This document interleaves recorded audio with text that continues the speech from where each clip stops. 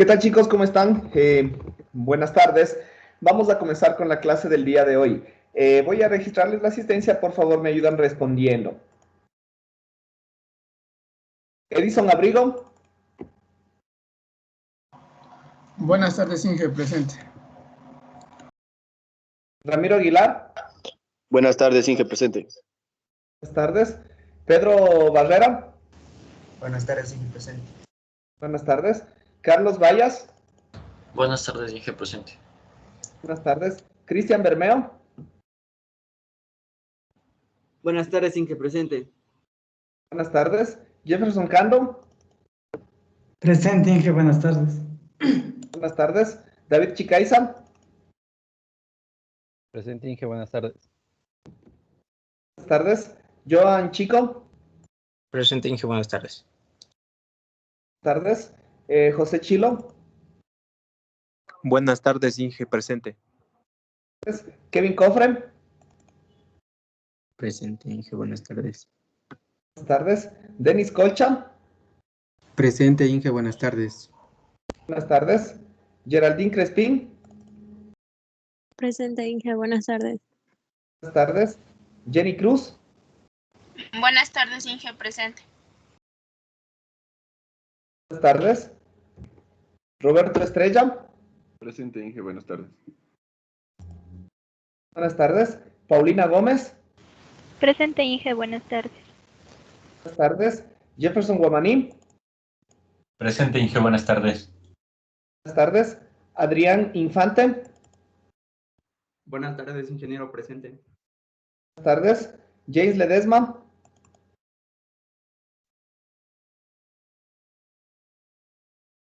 James Ledesma, ¿no está? Catherine Montoya, Buenas tardes, Inge, presente. buenas tardes. Mario Ocaña, Presente, Inge, buenas tardes. buenas tardes. Marlon Obaco,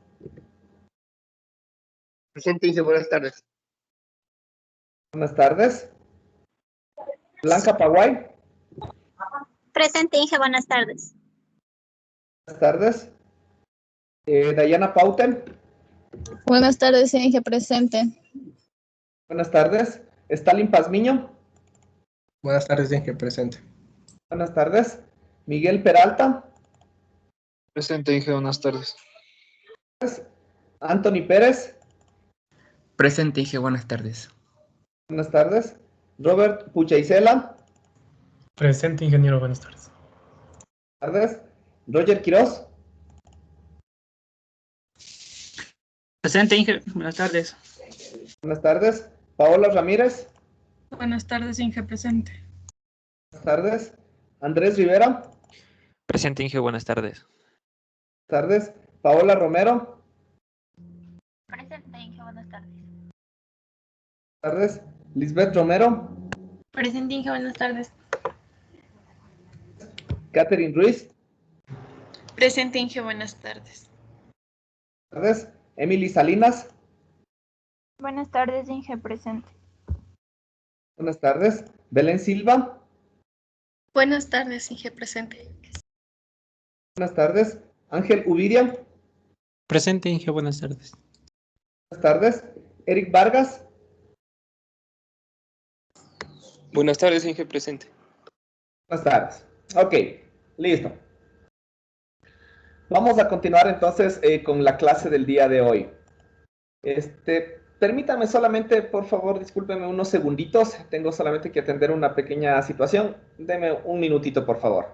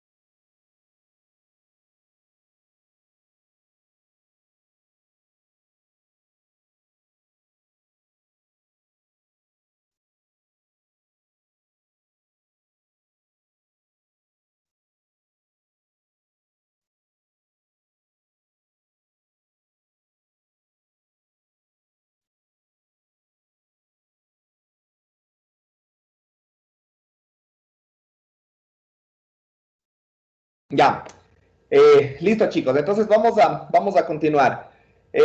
Bueno, ayer nos habíamos quedado básicamente en el análisis de los principales circuitos detectores que nos sirven fundamentalmente o principalmente para, como les había mencionado, realizar la demodulación de una señal que ha sido, obviamente, primeramente modulada, transmitida y después recibida en un sistema o en un dispositivo receptor, ¿no? Entonces, dependiendo de los diferentes tipos de modulaciones que se puedan utilizar o que se hayan utilizado, se aplican cada uno de los diferentes tipos de circuitos detectores, ¿no? Como un circuito de detector de envolvente, un circuito de detector de producto, que también se pueden caracterizar como detectores coherentes, detectores no coherentes, etcétera, ¿sí? Entonces también habíamos analizado los circuitos detectores de FM, ¿no? De modulación en frecuencia, porque ya habíamos analizado que los circuitos detectores tanto de envolvente como el detector de producto producen principalmente a la salida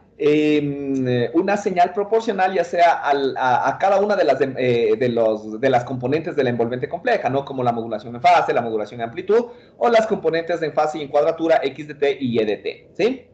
Pero la señal FM tiene un comportamiento específico, tiene un comportamiento muy particular, en la cual provoca una variación en la frecuencia, ¿sí? Entonces necesitaríamos, en este caso, en estas condiciones, un sistema que pueda darnos a la salida una señal proporcional a la frecuencia instantánea, ¿no? Porque eso es en esencia una señal FM, una señal cuya frecuencia instantánea va variando conforme la alimentación de la señal, ¿sí? Es decir, si yo alimento una señal, alimento, por ejemplo, al modulador de FM con una señal de un voltaje positivo, yo voy a tener una frecuencia más alta, ¿sí? de operación en esos instantes, justamente cuando se está alimentando esa señal. Si es que yo alimento a la señal o a mi dispositivo o a mi modulador con un voltaje negativo, no es que voy a tener una frecuencia negativa, no, sino voy a tener una frecuencia más baja respecto a una referencia correspondiente. Entonces, ahí voy a tener la oscilación justamente de la frecuencia en términos instantáneos, ¿no? Yo voy a tener una frecuencia máxima y una frecuencia mínima, y en términos de ese rango de frecuencia es que se genera básicamente esa señal, ¿no? Eso es lo que más o menos ya analizamos el día de ayer. Ahora, cuando nosotros definimos estos circuitos detectores de frecuencia modulada o de FM, habíamos dicho que tenemos algunas subclases de detectores. El uno de estos ya lo habíamos estudiado el día de ayer, que es básicamente un detector que aplica una conversión de FM a AM. Entonces ya cuando obviamente la frecuencia instantánea ya no está dentro del argumento del coseno, en este caso de la portadora, sino forma parte ahora de la amplitud de la señal, ya podemos tranquilamente aplicar un detector de envolvente para poder extraer esa amplitud, ¿no? Tal como habíamos estudiado el día de ayer. Entonces, ese es uno de los métodos más comunes, es un detector no coherente en este caso, porque obviamente yo no tengo una señal de referencia, sino que yo lo hago directamente a partir de la misma señal de información, ¿no? Entonces, un conversor de FM a AM es un detector no coherente, por ejemplo, ¿sí? Pero hay otros tipos de señales o otros tipos de detectores que pueden tener un comportamiento distinto. Este es el caso, por ejemplo, del detector en cuadratura, que nos quedamos justamente por analizar el día de ayer. El detector en cuadratura, ¿sí? El detector en cuadratura, pongámosle de esta forma, básicamente lo que hace o lo que provoca es generar una señal, justamente como su nombre lo dice, una señal en cuadratura respecto a la señal que nosotros estamos recibiendo o a la señal que nosotros estamos analizando.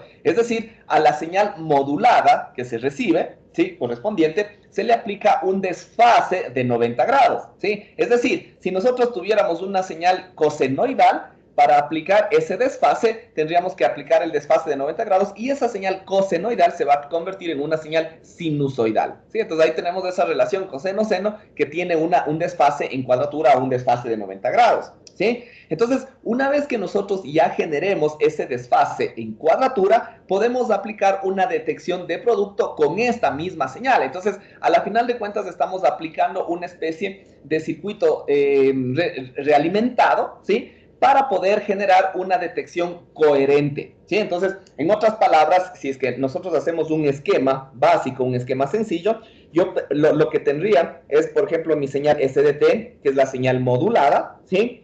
voy a aplicar un retardo de menos 90 grados para provocar una señal en cuadratura, ¿no es cierto? Esta sería mi señal en cuadratura. Y esta es la que básicamente vendrá a formar parte de mi detector de producto, ¿sí? Entonces, el detector de producto, recordemos que está formado por un multiplicador o por un combinador de señales, ¿sí? Un mezclador de señales y un filtro pasabaja, ¿sí? Entonces, esa sería básicamente la señal correspondiente, ¿no? Entonces, aquí ingresaría nuestra señal SDT propiamente dicha, la misma señal, y acá entraría mi señal SDT, pero en cuadratura, ¿no? Una señal SDT en cuadratura, donde ahí nosotros vamos a determinar justamente, en función de esto, las variaciones de frecuencia que podemos llegar a tener. Y ya vamos a ir analizándolo matemáticamente para ver cómo funciona principalmente esto, ¿sí? Entonces, este detector, o más bien dicho, este sistema de retardo o este sistema de desfase que va a provocar la señal en cuadratura, básicamente puede estar conformada por un capacitor, por ejemplo, puesto en serie, ¿sí? Un capacitor de un alto valor capacitivo para que provoque primeramente ese desfase, ¿no? Entonces, si yo tengo acá a la señal SDT que está alimentando, ¿no es cierto?, a esta señal correspondiente, yo puedo, como ya les había mencionado, colocar el capacitor. Este capacitor lo que va a provocar, como ya les decía, es el desfase en cuadratura, es decir, provocar ese retardo de 90 grados, ¿sí? Y de ahí, a continuación, o en serie a este capacitor, se puede poner uno de los dispositivos o de los circuitos resonantes que nosotros ya habíamos analizado anteriormente, porque básicamente esos circuitos resonantes son los que provocan una señal proporcional a la frecuencia instantánea propiamente dicha, ¿no? Entonces, este circuito resonante, en este caso, va a provocar un desfase adicional que va a ser proporcional justamente a la derivada de la variación de fase. Y recordemos, ¿no? A la final de cuentas, la derivada de la variación de fase nos va a dar una señal proporcional a la señal de información, ¿sí? Entonces, eso justamente para recordar. Entonces, los circuitos resonantes que nosotros ya habíamos analizado pueden tener una forma similar a esta, ¿no es cierto?, donde nosotros vamos a generar básicamente esa contribución, ¿sí? Y acá a la salida nosotros vamos a tener nuestra señal en cuadratura, ¿sí? La señal ya en cuadratura generada básicamente ya con este retardo adicional, ¿sí?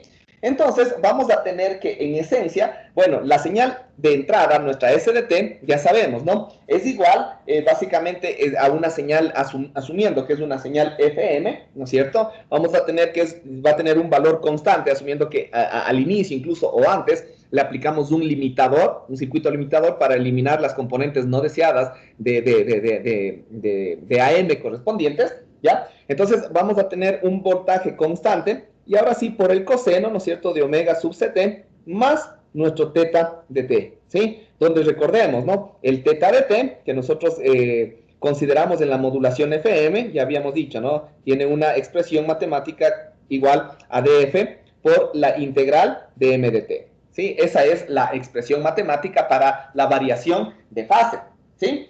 Ahora, la señal en cuadratura que nosotros vamos a tener, va a generar básicamente esta señal de acá, en otras palabras. Bueno, dependiendo de los componentes del circuito, vamos a tener primero una componente de ganancia, ¿no? Es decir, una constante correspondiente de ganancia propiamente que depende de los elementos que se utilizan, ¿sí? Obviamente aquí vamos a tener la misma señal con la amplitud B sub L, pero este elemento de acá, primeramente el capacitor, es el que va a provocar el retardo en cuadratura, es decir, el cambio de coseno, que era inicialmente la señal, a un seno, ¿sí? Entonces, eso es lo que nosotros vamos a tener, ¿sí? Y vamos a tener, obviamente, la misma señal, la misma frecuencia omega sub ct, más teta de t, ¿sí? Pero adicionalmente aquí, vamos a incrementarle un parámetro adicional, que va a ser también, dependiendo de los valores de los dispositivos, va a tener una ganancia correspondiente K sub 2, acá le vamos a poner esta K sub 1 para irles diferenciando, multiplicado por la derivada, por eso les decía que va a ser proporcional a la derivada de la fase, donde nosotros, si derivamos la fase, acá en esta expresión, vamos a tener una señal proporcional a la información m de t, ¿cierto? Entonces, la derivada de teta de t con respecto al tiempo. ¿Sí? Eso es en esencia lo que va a provocar, en cambio, todo este circuito resonante. Este circuito resonante va a provocar básicamente este otro término o la aparición de este término, ¿no? El capacitor provoca el desfase en cuadratura y el otro va a provocar básicamente el desfase adicional. ¿Sí? Entonces, ya con estos componentes correspondientes, ya podríamos analizar justamente cuáles las componentes en cada uno de los puntos de análisis, ¿no? Entonces, aquí, por ejemplo, nosotros podríamos tener aquí una señal B1, ¿no es cierto? B1, por ejemplo, y aquí una señal Bout, ¿sí? La señal B1 correspondiente va a ser el producto de los dos, ¿no? Del S de T y del S en cuadratura, ¿sí? Entonces, en general, lo que nosotros deberíamos tener en B1 de T sería el producto de las dos señales. ¿Qué es lo que tendríamos? En el 1, tanto en los dos tenemos el B sub L, ¿sí? Entonces, tendríamos el K sub 1 de la segunda función por el B sub L elevado al cuadrado, ¿no? Y multiplicado, ¿no es cierto?, por el coseno de omega sub ct más teta de t. Y esto multiplicado por el seno, ¿no es cierto?, de omega sub ct más teta de t y más k sub 2 de la derivada de teta de t con respecto al tiempo. ¿Sí?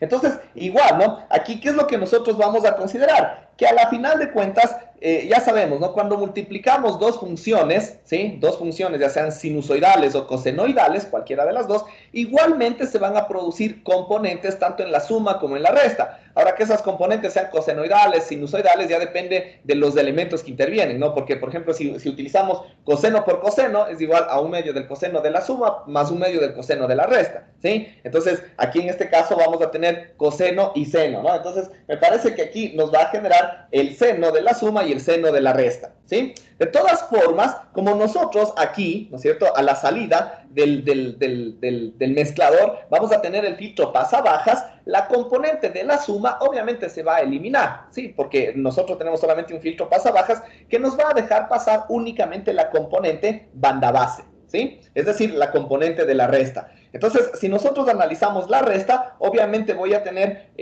omega sub ct en los dos lados y teta de t también en los dos lados, ¿no? De tal forma que esos componentes se van a eliminar y lo que vamos a tener aquí es que la señal de salida, ¿no es cierto? La señal de salida va a ser igual a ¿qué? A 1/2 de k sub 1 por b sub l al cuadrado, en este caso por el seno, ¿sí?, de la resta, ¿no? En este caso tendríamos solamente k sub 2, ¿sí? K sub 2 por la derivada de teta de t con respecto al tiempo, ¿sí? Esa sería la señal que nosotros vamos a generar, ¿no? Entonces, ¿por qué es importante? Y esto, ojo, ¿no? Esto, porque ustedes de pronto pueden decir, pero ¿y por qué hacemos que la señal esté en cuadratura? ¿Por qué no le hacemos a la misma señal, simplemente le aplicamos el retardo y ya?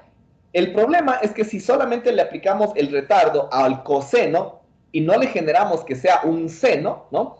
Cuando apliquemos el producto de justo lo que les decía, ¿no? Coseno por coseno, vamos a tener aquí también un coseno, ¿no es cierto? Como resultante. Ahí vamos a tener un coseno.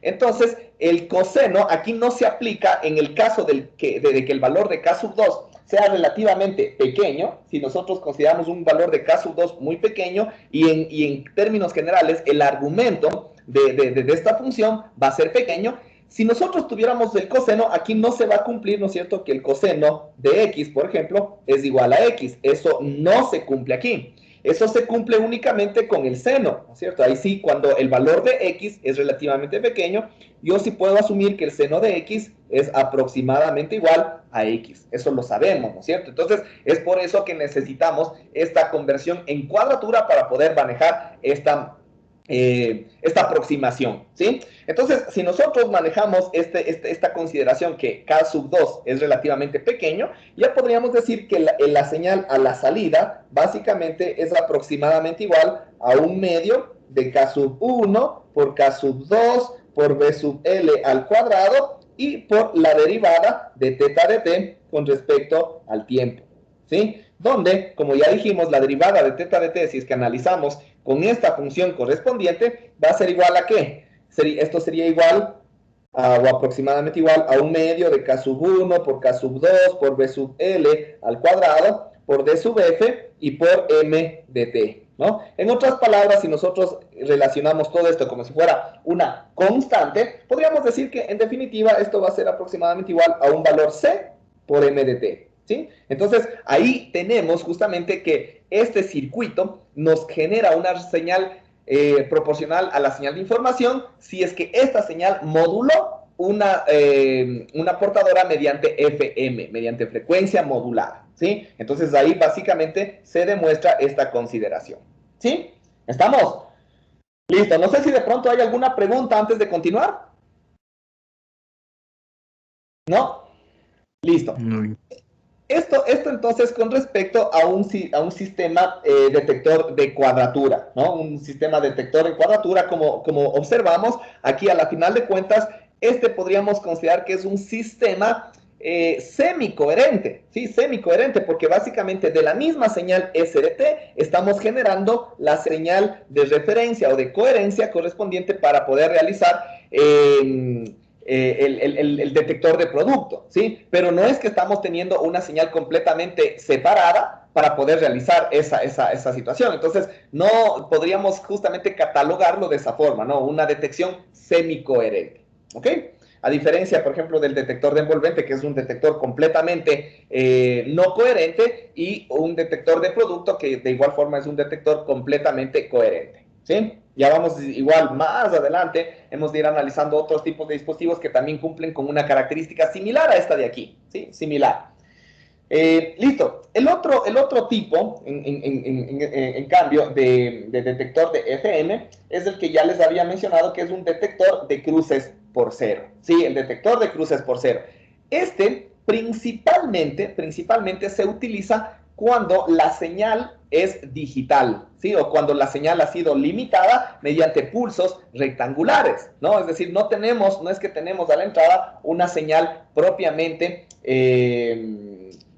sinusoidal, ¿no? Entonces, en este caso, de pronto se limitó a la señal y en vez de tener una señal, ¿no es cierto? Ya sabemos, ¿no? Que de pronto tiene un comportamiento así y con variaciones de frecuencia, variaciones de frecuencia y de pronto por ahí alguna que otra variación en amplitud, a la final de cuentas vamos a tener algo como esto, ¿sí? Entonces, ahí ya vamos a tener una señal limitada en amplitud y con ciertas variaciones de frecuencia, es decir, siempre vamos a tener la misma amplitud, ¿sí? Ahora, lo que les decía, ¿no? Aquí se supone que va a tener variaciones de frecuencia conforme pase el tiempo, ¿no? Es decir, si la señal que está siendo modulada, ¿no es cierto?, o la señal moduladora, más bien dicho, va variando, ¿no es cierto?, más o menos para que se entienda cómo funciona la MDT, porque ya hicimos un análisis de cómo funciona la AM, ¿sí? Ahora hagamos un análisis de más o menos cómo funciona la FM, ¿sí?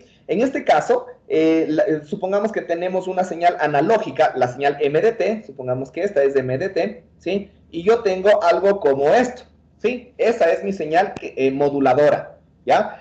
La señal SDT que se va a generar, ¿sí? La señal SDT va a tener, cuando yo tenga estos valores, que son los máximos de MDT, yo voy a tener una señal, ¿no es cierto?, con una frecuencia relativamente alta. A medida que la señal va bajando en amplitud, la señal alimenta al modulador FM y eso va a provocar una frecuencia relativamente baja, ¿sí? Si después otra vez aquí sube la amplitud, igualmente entonces aquí otra vez voy a considerar una señal con una frecuencia alta, ¿sí? Entonces más o menos de esa forma, ¿no? Entonces aquí esto está en el dominio del tiempo, estamos en el dominio del tiempo, entonces obviamente ahí es donde nosotros trabajamos o analizamos esta frecuencia instantánea. Si esto de acá, como les decía, nosotros llegáramos a limitar, nosotros vamos a tener una señal similar a esta, ¿no? Donde de pronto, en algunos casos vamos a tener una frecuencia más alta y en otros casos una frecuencia más baja, ¿sí? Eso es en general lo que nosotros vamos a tener, ¿sí? Ahora, ¿cómo es que funciona básicamente este detector de cruces por cero? Es bastante sencillo en realidad, ¿sí? Lo que genera básicamente, bueno, ahí nosotros tenemos un diagrama bastante sencillo donde se ingresa la señal modulada, ¿no es cierto? Podemos nosotros considerar que aquí vamos a tener nuestra señal SDT. de ley vamos a tener que hacerle pasar por un limitador para obtener esa señal tipo cuadrada, ¿sí? Tipo plana, y esto de aquí va a accionar un multivibrador, ¿sí? Un multivibrador de un solo tono, ¿sí? Un multivibrador, el cual va a trabajar con una duración correspondiente de un medio ciclo, o el tiempo que va a durar un medio ciclo de la frecuencia portadora, ¿sí? Es decir, si nosotros tuviéramos, recordemos que aquí, cuando generamos una señal modulada, esta va a ser igual, supongamos, a A sub C, ¿no es cierto?, por el coseno de omega sub CT más el teta de T, ¿sí? Esa es la expresión correspondiente de una señal FM. Bueno, en este caso, teta de T va a ser igual a D sub F por la integral de M de T. Eso ya lo sabemos. Pero esto de acá, ¿no es cierto? Esto de aquí me representa que esta señal va a estar en torno a una frecuencia central, a una frecuencia portadora, ¿sí? Esto implica, y eso ya para ir analizando previamente, que aquí habíamos dicho, ¿no? Cuando M de T es máximo, yo voy a generar una frecuencia máxima, ¿sí? Cuando M de T, cuando M de T sea mínimo, es decir, estos valores de acá, yo voy a generar una frecuencia mínima. Ambas frecuencias son positivas, obviamente. No es que si M de T es positivo, la señal o la frecuencia es positiva. Si M de T es negativo, la frecuencia es negativa. No, las dos frecuencias son negativas. Ahora, ¿quién me dice? ¿Qué pasará cuando M de T sea igual a 0? ¿Sí? Cuando M de T es igual a 0, ¿qué frecuencia se tendrá en la señal de salida S de T? ¿Quién me dice? ¿Qué frecuencia se supone que se tendrá ahí a la salida? El omega sub C.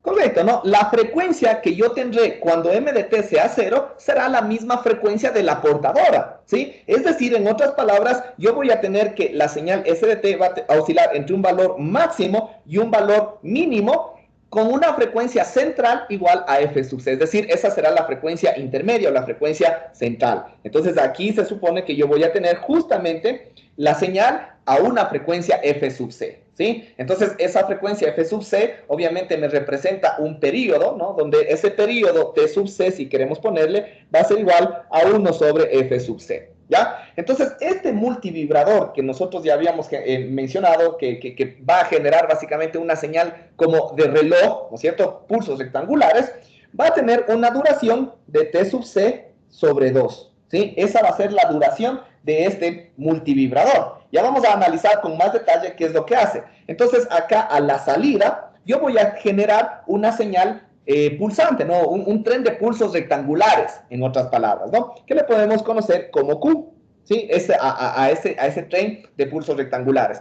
Acá abajo, en cambio, yo voy a generar la misma señal Q, pero invertida, ¿sí? La misma señal Q, pero invertida, ¿sí? Es decir, los valores que tenían un valor, por ejemplo, como son pulsos rectangulares, yo puedo tener señales cuadradas en 1 y 0, 1 y 0. Entonces, en Q, los valores que yo tenía 1, en Q negada voy a tener 0, ¿sí? Lo que yo tenía en Q 0, en Q negada voy a tener 1. Es decir, es la misma señal, pero invertida, o es negada, en otras palabras, ¿sí? Son señales rectangulares, son trenes de pulsos rectangulares, ¿sí? Y esto después se pasa por un filtro correspondiente, el cual me va a arrojar básicamente una señal o el valor medio de toda esta señal, ¿sí? Es decir, recordemos, ¿no? Si yo tuviera, por dar un ejemplo, ¿no? Una señal con pulsos rectangulares, digamos de esta forma, ¿sí? ¿Ya? Entonces, ahí, si yo analizo esto y le aplico un circuito RC sencillo como este, ¿sí? Un circuito RC como este de acá, y esto le conecto a tierra, ¿sí? Esto de aquí me va a dar básicamente el valor medio de esta señal. Si nosotros tuviéramos un tren de pulsos rectangulares donde, por ejemplo, este tiempo de aquí en alto es el mismo del tiempo en bajo, obviamente el promedio de esta señal va a ser el valor medio de la señal, ¿no es cierto? O de la amplitud máxima. Pero supongamos que nosotros tengamos algo como esto, ¿no es cierto? Pulsos rectangulares de esta forma, entonces ahí sí el valor medio va a ser un poco más pequeño, ¿sí? O si nosotros tuviéramos un comportamiento como este, ¿no es cierto? Por dar un ejemplo, ¿sí? Ahí el valor medio va a ser más grande, ¿no? Entonces, eso es lo que nos arroja básicamente este circuito RC, ¿sí? Y ahí nosotros vamos a tener a la salida una señal, por ejemplo, V2, ¿sí? V2 de T. Sí, bueno, a la final de cuentas, esto nos va a dar una señal que va a ir cambiando, ¿no? Porque como ya vamos a ver, la frecuencia a la cual se va a generar estos pulsos no va a ser siempre constante. Ya vamos a analizar eso, ¿no? Y acá vamos a hacer lo mismo con la señal negada, ¿sí? Lo mismo vamos a hacer con la señal negada, ¿ya? Y acá vamos a tener un B3, ¿sí? El B1 va a ser, o vamos a considerar, la señal que sale a la salida del limitador, ¿sí? Y esto simplemente le ingresamos en un amplificador diferencial, ¿sí? En una que básicamente lo que va a hacer es restar estos dos valores y ese valor correspondiente lo va a ir amplificando, ¿sí? Y acá vamos a tener nuestra señal de salida. Entonces se supone que todo este sistema, ¿qué es lo que nos va a arrojar? Una señal nuevamente proporcional a la frecuencia instantánea, ¿sí? Y la frecuencia instantánea obviamente va a ser proporcional a la señal de información MDT, siempre y cuando la señal que se recibe SDT haya sido modulada mediante FM, ¿ya? ¿Estamos? Entonces, eso es en esencia lo que realiza. Ahora, ¿por dónde va la explicación? La explicación es bastante sencilla, ¿no? Como les decía, este multivibrador va a accionarse, ¿sí? Se va a accionar cada vez que yo tenga en la entrada, es decir, en B1, ¿sí? Recordemos que B1 va a tener una señal similar a esta de acá, ¿sí? Esta de aquí me va a representar a mí la señal B1, ¿sí? Esto se va a accionar cada vez que yo tenga un flanco ascendente, ¿sí? Es decir, por ejemplo, si aquí yo considero que la señal está subiendo, entonces aquí se va a accionar inicialmente. Después aquí se va a accionar inicialmente, aquí se va a accionar inicialmente y así sucesivamente, ¿sí? Entonces, ¿qué es lo que va a ocurrir? Cuando vamos a poner aquí un ejemplo, ¿no? Supongamos que nosotros tengamos una señal correspondiente, ¿no es cierto? Que más o menos trabaje algo así, ¿sí? Entonces, esta señal va a trabajar en un rango de frecuencias, ¿no? En torno a F sub C, ¿sí? En un valor de F sub C más un valor o en un valor de F sub C menos otro valor, ¿no es cierto? Ahí va a estar oscilando esta frecuencia. Ahora, estos flancos positivos, ¿no es cierto?, son los que van a provocar el accionamiento del multivibrador. Entonces, es ahí donde yo voy a tener, ¿no es cierto?, el arranque básicamente de esto, ¿no?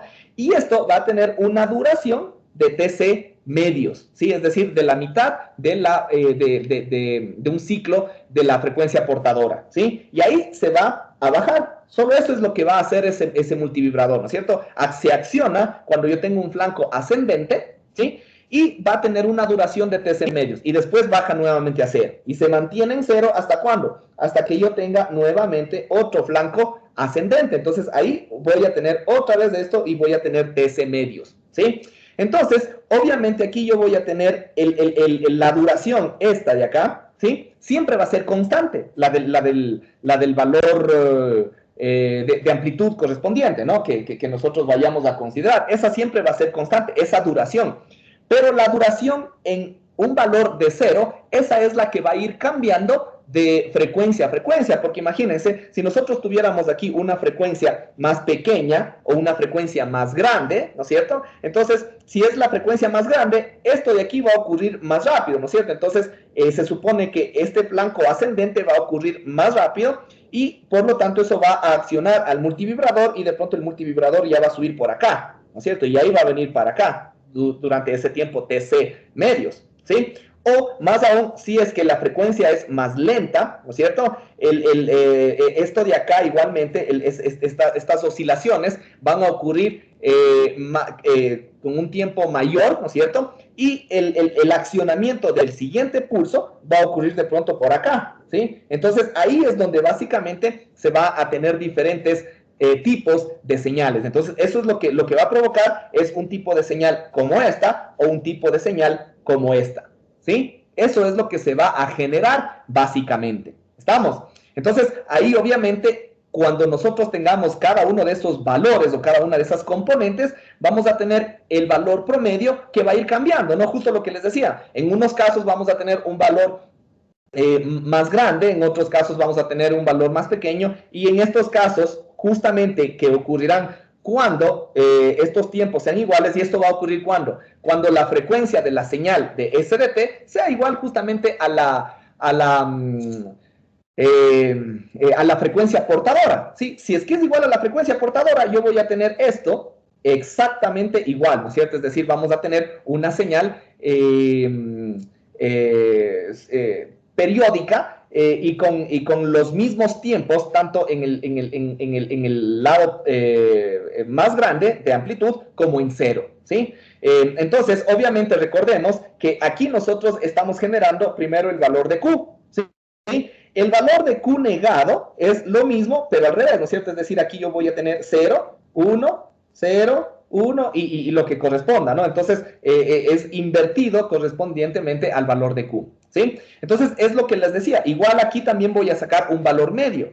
Si es que, en este caso, el valor correspondiente, el valor medio, se da a causa de una frecuencia portadora, es decir, a la misma frecuencia portadora, tanto el valor medio de Q como de Q negado va a ser igual a la mitad del valor de amplitud, ¿no es cierto? Los dos van a tener el mismo valor. Y cuando nosotros apliquemos esta diferenciación que nosotros vamos a aplicar acá, en este amplificador diferencial, como vamos a restar esos valores, el valor se va a hacer 0 o va a tender a 0. Y a la salida voy a tener una señal que va a tender a 0. Entonces, eso es lo que nosotros habíamos comentado, que es lo que esperaríamos y es lo que debería ocurrir cuando trabajamos a una frecuencia portadora F sub C. Si trabajamos a la frecuencia portadora F sub C, eso me va a representar un valor de amplitud de M de T igual a 0. ¿Sí? Igual, cuando nosotros tengamos un valor de frecuencia más alto, aquí en este caso, entonces justo va a ocurrir lo que les decía, ¿no? Vamos a tener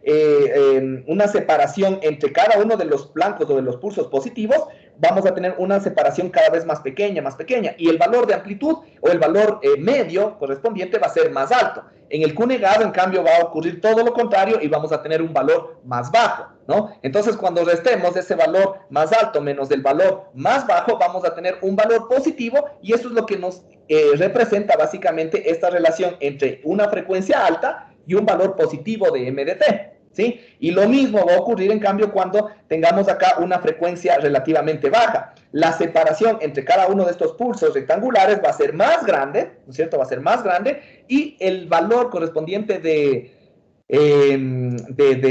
valor medio va a ser pequeño en el caso de Q. Y en el caso de Q negado, en cambio, como es negado, es todo lo contrario, va a ser más alto, ¿sí? Cuando restemos el valor pequeño menos el valor alto, vamos a obtener un valor negativo. Y eso tiene concordancia justamente con esto, ¿no? Cuando tengamos frecuencias bajas, eso me relaciona básicamente un voltaje negativo, ¿sí? Entonces, de esa forma, básicamente funciona este detector de cruces por cero, ¿sí? Porque me detecta básicamente cada uno de los cruces por cero en el flanco positivo, ¿sí? Es decir, cuando la señal asciende desde un valor negativo hacia un valor positivo, ¿sí? ¿Estamos? No sé si de pronto les quedó claro, ¿tienen alguna duda tal vez en este caso? Sí, Inge, yo tengo una duda. Claro, dime. No me quedó muy claro el cómo y cuándo varía la separación de las dos gráficas resultantes. O sea, de qué depende cuándo se hace más pequeño y cuándo se hace más grande. Me confundí en esa parte, en las dos gráficas resultantes. Ya, les voy a hacer más bien otra gráfica, ¿sí? Para que ahí podamos entenderlo más bien de mejor forma, ¿no? Hagamos justamente dos casos específicos, de pronto hagamos 3 casos. Uno, en el caso de que tengamos o trabajemos a la misma frecuencia portadora, ¿sí? Que la señal esté trabajando, la señal SDT esté trabajando a la misma frecuencia portadora. Entonces, en este caso correspondiente, tendríamos, ¿no es cierto?, una señal oscilatoria a la frecuencia, bueno, supongamos que sea una frecuencia constante, ¿no? Supongamos que esta es la frecuencia portadora, y entonces todo esto sería T sub C, ¿no es cierto? Todo eso sería T sub C.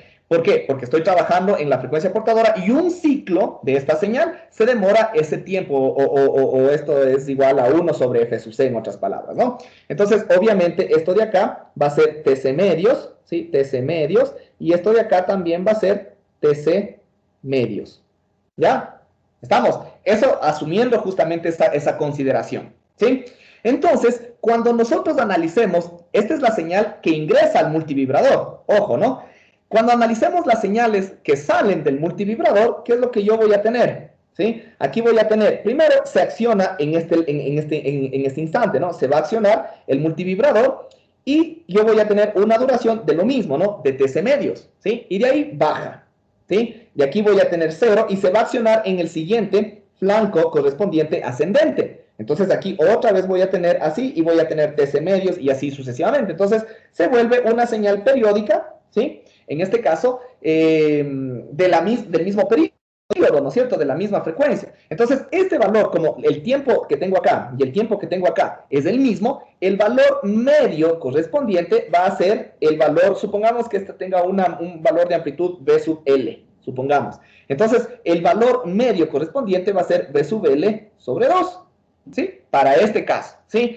En el caso de, esto es nuestra señal Q. La señal Q negada va a ser exactamente lo mismo, vamos a ponerle así para irle entendiendo, ¿sí? La señal Q negada va a ser lo mismo, pero invertida, ¿no? Es decir, aquí voy a tener 0, acá voy a tener VL, acá voy a tener 0, acá voy a tener VL y así sucesivamente, en el mismo tiempo, en el mismo periodo, básicamente. Y si esto se analiza en largo, ¿no es cierto? Es decir, en una secuencia más extensa, igualmente aquí yo voy a tener un valor medio de VL medios, ¿no es cierto? Entonces ahí se restan los valores y voy a tener una amplitud a la salida ya de todo mi sistema, lo que estoy detectando, una amplitud de 0, ¿sí?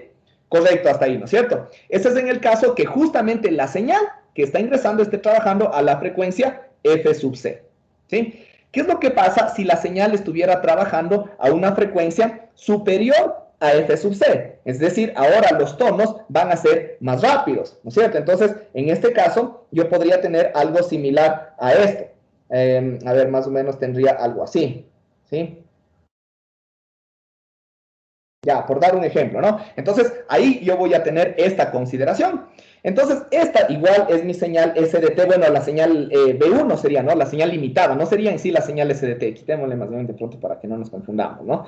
Esta sería la señal limitada, es decir, la señal S1 limitada, que ya sabemos que es nuestro B1 de T, ¿sí? Esta es la que ingresa al multivibrador. En el multivibrador, ahora, ¿qué es lo que nosotros vamos a tener? ¿Sí? Lo que nosotros vamos a tener es, se acciona en este instante, ¿no es cierto? Pero el tiempo en el que va a estar accionado va a ser igual del mismo TC medios. Es decir, vamos a tener más o menos hasta por acá, ¿sí? Y ahí baja, ¿sí? Y después se vuelve a accionar en el siguiente flanco positivo, es decir, aquí, enseguida, ¿no es cierto? Porque aquí tengo el flanco positivo, ¿sí? Entonces aquí se acciona y voy a tener igual por un tiempo de TC medios, ¿sí? Y baja, ¿sí? Entonces aquí se mantiene en 0 hasta que hay un siguiente flanco positivo y voy a seguir haciendo eso de forma constante, ¿no? Entonces aquí obviamente el tiempo en el que pasamos en el valor de V sub L, que este sería el V sub L, supongamos, es mayor al tiempo que vamos a tener en 0. Entonces obviamente aquí sí el valor medio correspondiente va a ser más alto que VL medios, como en el caso anterior, va a estar de pronto por acá arriba, ¿no es cierto? Entonces eso es lo que nosotros vamos a tener. Esto, nuevamente, como les había mencionado, es la señal Q, ¿sí? Esta de aquí es la señal Q. La señal Q negada va a ser lo mismo, pero negado, obvio, ¿no? ¿Ya? Entonces vamos a tener aquí 0, un valor positivo, 0, un valor positivo, 0, y así sucesivamente, ¿no? ¿Sí? Entonces, este, en cambio, nos va a dar un valor medio pequeñito, ¿sí? Pequeñito. Entonces, ahí cuando yo reste estos dos valores, me va a dar un valor positivo, ¿no es cierto? Porque estoy restando este valor que es grande, digamos, por dar un ejemplo, ¿no? 0.8, por dar un ejemplo, ¿no? 0.8L, y el otro es de pronto 0.2BL, ¿sí? Si resto los dos valores, me va a dar un valor, de pronto, ¿no? Estamos haciendo un ejemplo, 0.6BL, que es un valor positivo, y es lo que nos esperamos en la señal MDT, porque la frecuencia es más grande que F sub C, ¿sí? Y en el último caso, en el caso de que nuestra señal ahora sea más grande, la frecuencia sea menor a F sub C, ¿qué es lo que nosotros vamos a tener? ¿Sí? De igual forma, aquí vamos a asumir una señal correspondiente, pero con una frecuencia más grande, ¿sí? Entonces, perdón, con una frecuencia más lenta, ¿no? Una frecuencia inferior, una frecuencia más baja, ¿ya? Entonces, aquí se supone que nosotros de pronto vamos a tener, a ver, ¿cómo sería en este caso?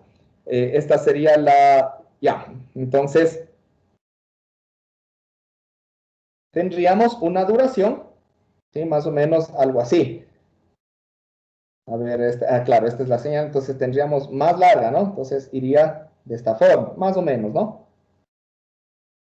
Ya, algo así, algo como eso, ¿sí? Entonces ahí tenemos esa duración más extensa. Entonces, ¿por qué? Porque la frecuencia es inferior. Entonces, ¿qué es lo que nosotros vamos a generar ahora? Ahora lo que nosotros, igual, ¿no? Esta es la señal B1 de T, y esto va a activar al multivibrador. Entonces aquí se va a activar el multivibrador, ¿no es cierto? Y va a mantenerse activo durante TC medios, ¿sí? Igual si analizamos acá, TC medios ahora va a estar por aquí, ¿sí? Más o menos. Y ahí se va a mantener en bajo, ¿hasta cuándo? Hasta que haya un nuevo flanco ascendente, ¿no? Entonces ahora voy a tener aquí, voy a tener TC medios, ¿sí? Y de igual forma se va a mantener así, ¿cierto? Y así sucesivamente, ¿no? Entonces, ahora, el tiempo, esto igual, esto es nuestro Q, ¿no es cierto? Y la amplitud es V sub L, ¿no? El tiempo en el que tiene la amplitud de V sub L es mucho más pequeño que el tiempo que voy a tener una amplitud de 0, ¿sí? Entonces, en este caso, el valor medio correspondiente va a ser más pequeñito, ¿cierto? Va a estar por aquí, de pronto, ¿sí? Por dar un ejemplo. Mientras que en el valor o la señal de Q negada, ¿no es cierto? Q negada, ¿sí? Vamos a tener la misma señal invertida, vamos a tener aquí, después así, después así, después así, ¿no es cierto? Entonces ahora es más largo el tiempo en el valor de voltaje V sub L, ¿sí? Entonces el valor medio va a ser más alto, ¿sí? Vamos a tener más o menos por acá, ¿sí? Entonces, como este valor, supongamos ahora este valor es 0,2 y el valor de abajo es 0,8, ¿no es cierto? Entonces, cuando restemos nos va a dar un valor negativo, menos 0,6 BL, por ejemplo, ¿sí? Entonces, justamente coincide con lo que esperaríamos, ¿no? Es decir, una frecuencia inferior va a provocar una amplitud en MDT negativa, ¿no? Es justamente lo que nos esperamos, ¿no? Entonces, de esa forma es como funcionan este tipo de detectores de cruces por cero. No sé si de pronto ahí ya con estas gráficas queda un poquito más claro. Sí, sí. Ya, perfecto, chévere. Listo, ¿alguna otra pregunta tal vez antes de continuar? ¿No? Sí, que yo tengo una pregunta. Sí, dime. En el libro decía que para este detector de cruces por cero se identificaba el número de cruces por cero. ¿Cómo es eso, Inge? Bueno, o sea, más que identificar el número de cruces por cero, es que al final de cuentas se hace esa identificación implícita, ¿no? Pero bueno, más que identificar el número de cruces por cero, solamente se identifican los cruces por cero, justo lo que les decía, pero los cruces ascendentes, ¿sí? Que es básicamente lo que nosotros tenemos aquí, ¿sí? Si esta es la señal que yo estoy analizando, este es un cruce por cero. Este es un cruce por cero ascendente, este es un cruce por cero, y esto es lo que nosotros detectamos para que se pueda activar, en este caso, el multivibrador, ¿sí? Obviamente también se puede hacer esa concepción o ese punto de vista, ¿no es cierto? Porque a la final de cuentas, cada uno de estos, flancos, ¿no? que estoy señalando aquí en este caso, son lo que me representa básicamente cruces por cero. Entonces, mientras más rápido ocurran esos cruces por cero, estamos hablando de una frecuencia alta. Mientras más lento ocurran esos cruces por cero, es decir, estamos implícitamente contabilizando, ¿no? Estos cruces por cero en un determinado tiempo, ¿no? Entonces, en un determinado tiempo, si yo tengo 20 cruces por cero, yo tengo una determinada frecuencia, ¿sí? Pero si yo tengo en un determinado tiempo solo 6 cruces por cero, tengo una frecuencia más lenta, ¿no? Entonces, a la final de cuentas, se hace ese análisis, ese punto de vista, como un conteo de cruces por cero. Pero en realidad lo que se hace es una identificación de cada uno de los cruces por cero ascendentes, ¿sí? Obviamente se podría hacer también el análisis con una identificación de cruces por cero descendente, ¿sí? Simplemente cambiaría un poquito en la parte del amplificador diferencial, las entradas, pero nada más, ¿sí? A la final de cuentas, esto es lo que nos indica, o este es el funcionamiento, ¿no? Entonces, eso ya depende del punto de vista cómo se quiera catalogar o cómo se quiera observar este funcionamiento de este dispositivo. ¿Sí? ¿Sí está claro? Sí. Ya. Listo. Vamos a continuar entonces con el análisis correspondiente, ¿sí? De los distintos dispositivos también que nosotros consideramos dentro de un sistema de comunicaciones, ¿sí? Estos sistemas que nosotros vamos a analizar a continuación, que se denominan lazos enganchados por fase, o por sus siglas en inglés, sistemas PLL, ¿sí? Phase Loop, ¿sí? Por sus siglas en inglés, son también unos dispositivos súper importantes, ¿sí? Son dispositivos que nos van a permitir realizar diferentes tipos de aplicaciones, ¿sí? Muchos tipos de aplicaciones, ¿sí? En general, nosotros podemos aplicar una detección también en FM, se puede aplicar con estos dispositivos PLL. También me sirven para realizar una detección coherente de AM, ¿sí? También me puede servir este tipo de dispositivos. Los PLL también funcionan como generadores de señales de FM estables, es decir, donde la frecuencia portadora o la frecuencia central difícilmente se moverá o se desestabilizará.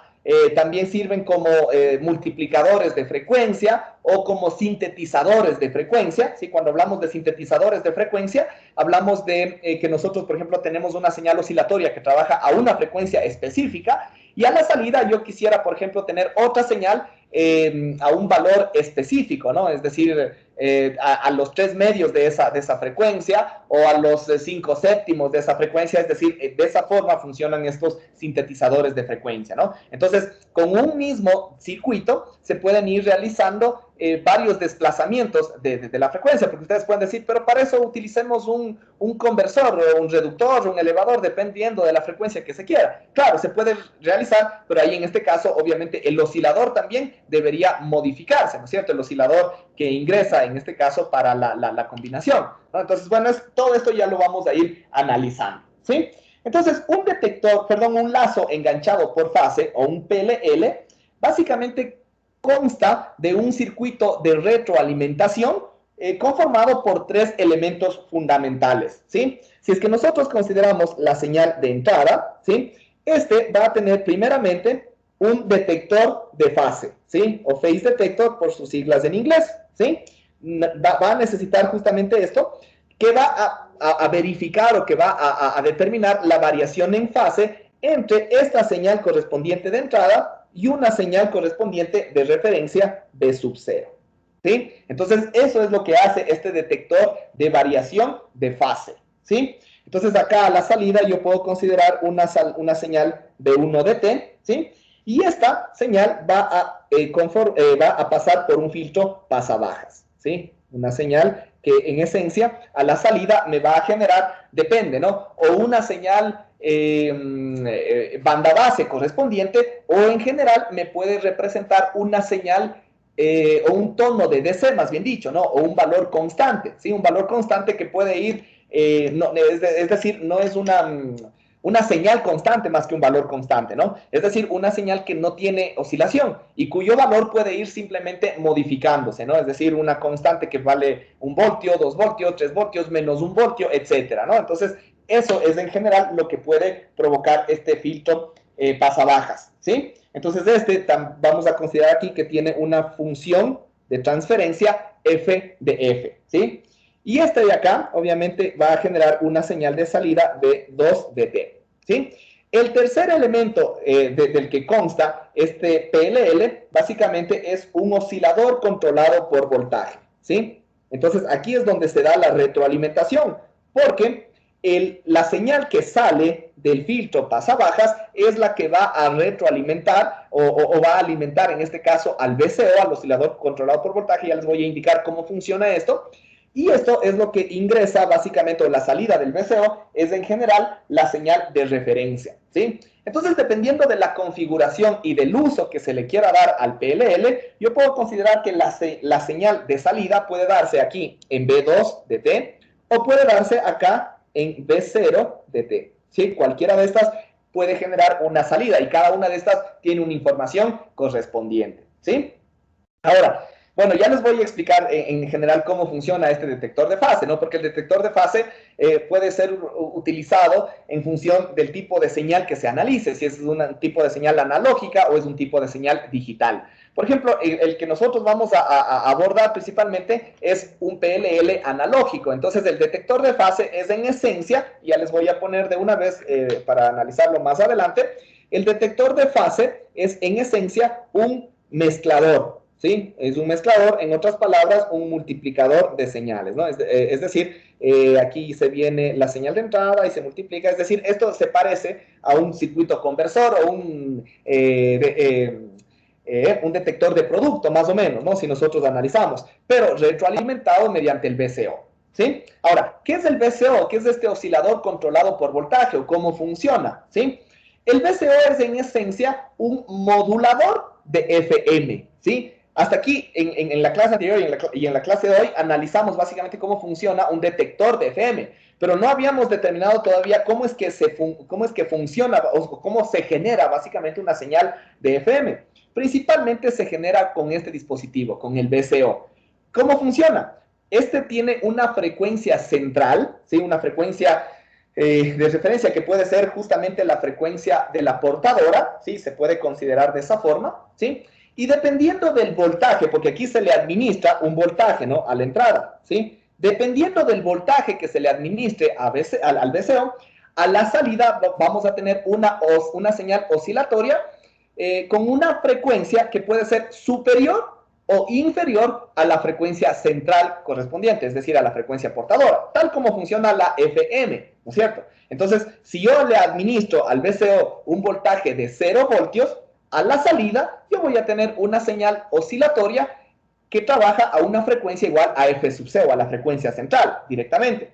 Si yo le alimento al VCO con un voltaje positivo, a la salida voy a tener una señal oscilatoria con una frecuencia superior a la frecuencia portadora. Y si yo le alimento al VCO con un voltaje negativo, yo voy a tener a la salida del VCO una señal oscilatoria con una frecuencia inferior a la frecuencia central o a la frecuencia portadora en este caso. Así es como funciona un VCO. Entonces, esto lo que va a hacer en definitiva un PLL en conjunto, todo esto de acá, es que la señal correspondiente que se quiere obtener, en este caso, si analizamos el V sub 0, lo que va a tratar de hacer es seguir una frecuencia correspondiente en función de la señal que está siendo alimentada, ¿sí? Es decir, si yo tengo o le estoy alimentando a todo este PLL con toda una señal, pero dentro de esta señal hay un tono, hay un pulso correspondiente, ese tono puede ser seguido, puede ser marcado justamente en función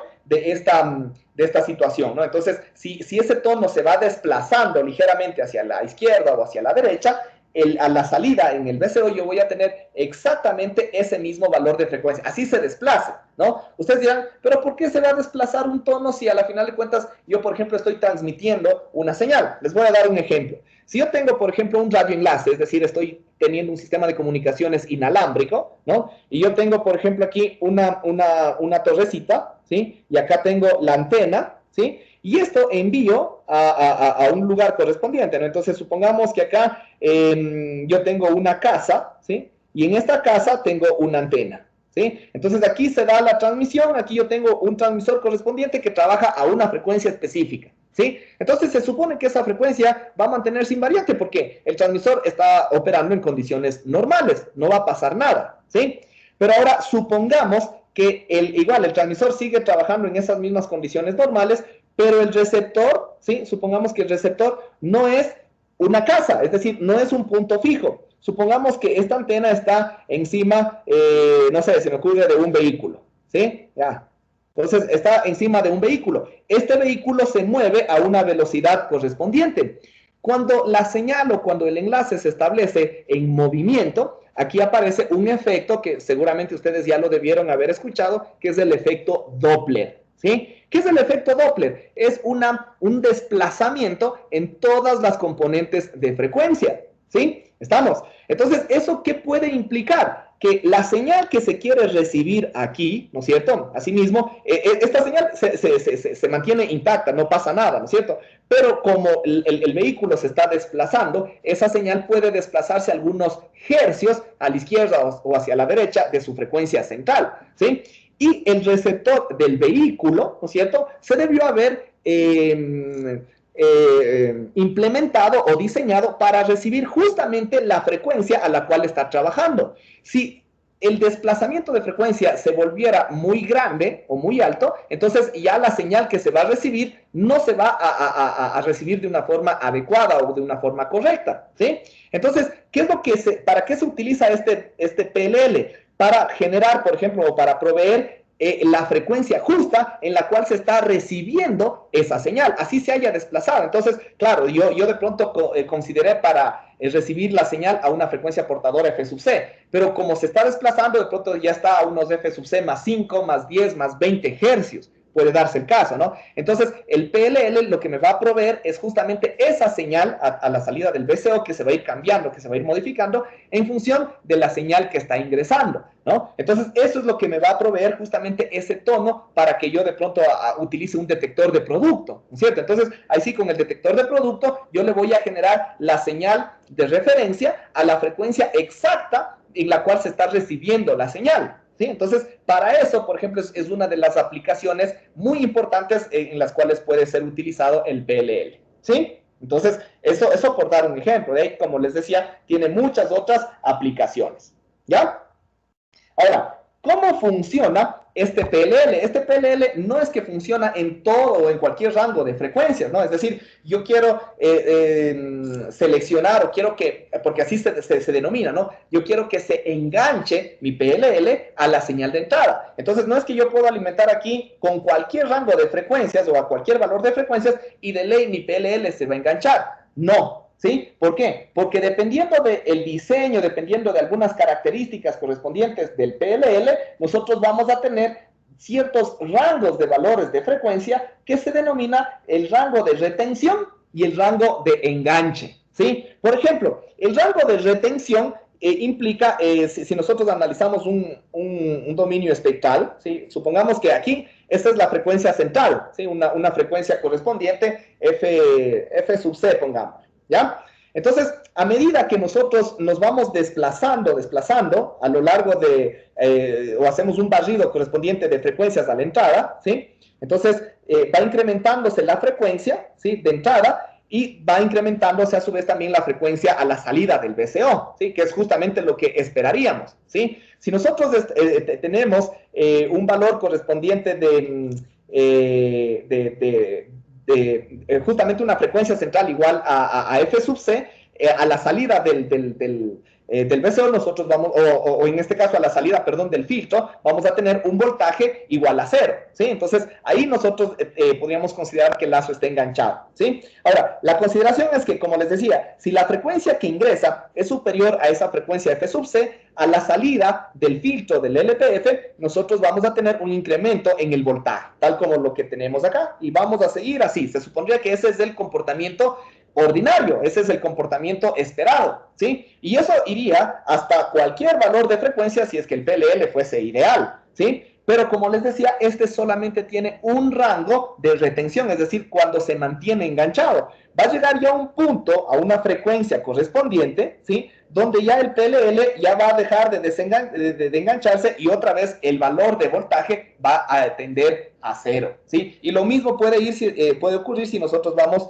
tendiendo en cambio hacia abajo. Entonces, todo esto es lo que se denomina el rango de retención, ¿sí? El rango de retención. Lo mismo va a pasar acá, ¿no? Bajamos el valor de la frecuencia y lo que esperaríamos a la salida del filtro es un valor negativo de voltaje, ¿no? Y básicamente eso es lo que deberíamos tener, hasta cierto punto donde otra vez se va a desenganchar, ¿sí? Entonces, todo esto de igual forma es el que se conoce como rango de retención, ¿sí?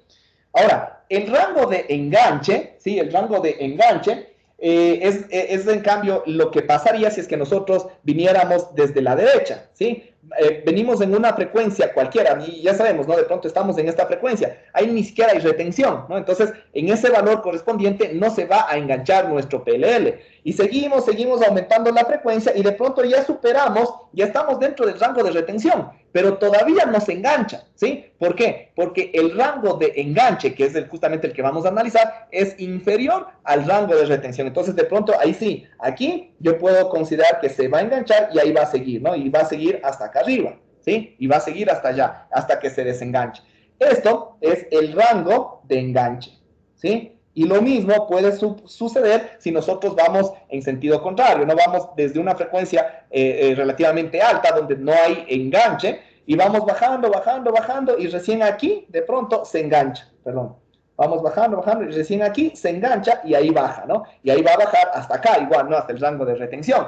Entonces, a eso se denomina, como ya les había mencionado, el rango de enganche, ¿sí? Entonces, cada uno de estos rangos, cada uno de estos rangos de frecuencias dependen tanto de las ganancias del filtro correspondiente, de la ganancia de DC, por ejemplo, porque ya vamos a ver que el filtro correspondiente puede diseñarse para hacer un filtro de banda muy angosta, si se quisiera solamente, como ya les había mencionado, retener un valor, una señal de DC, ¿sí? Simplemente.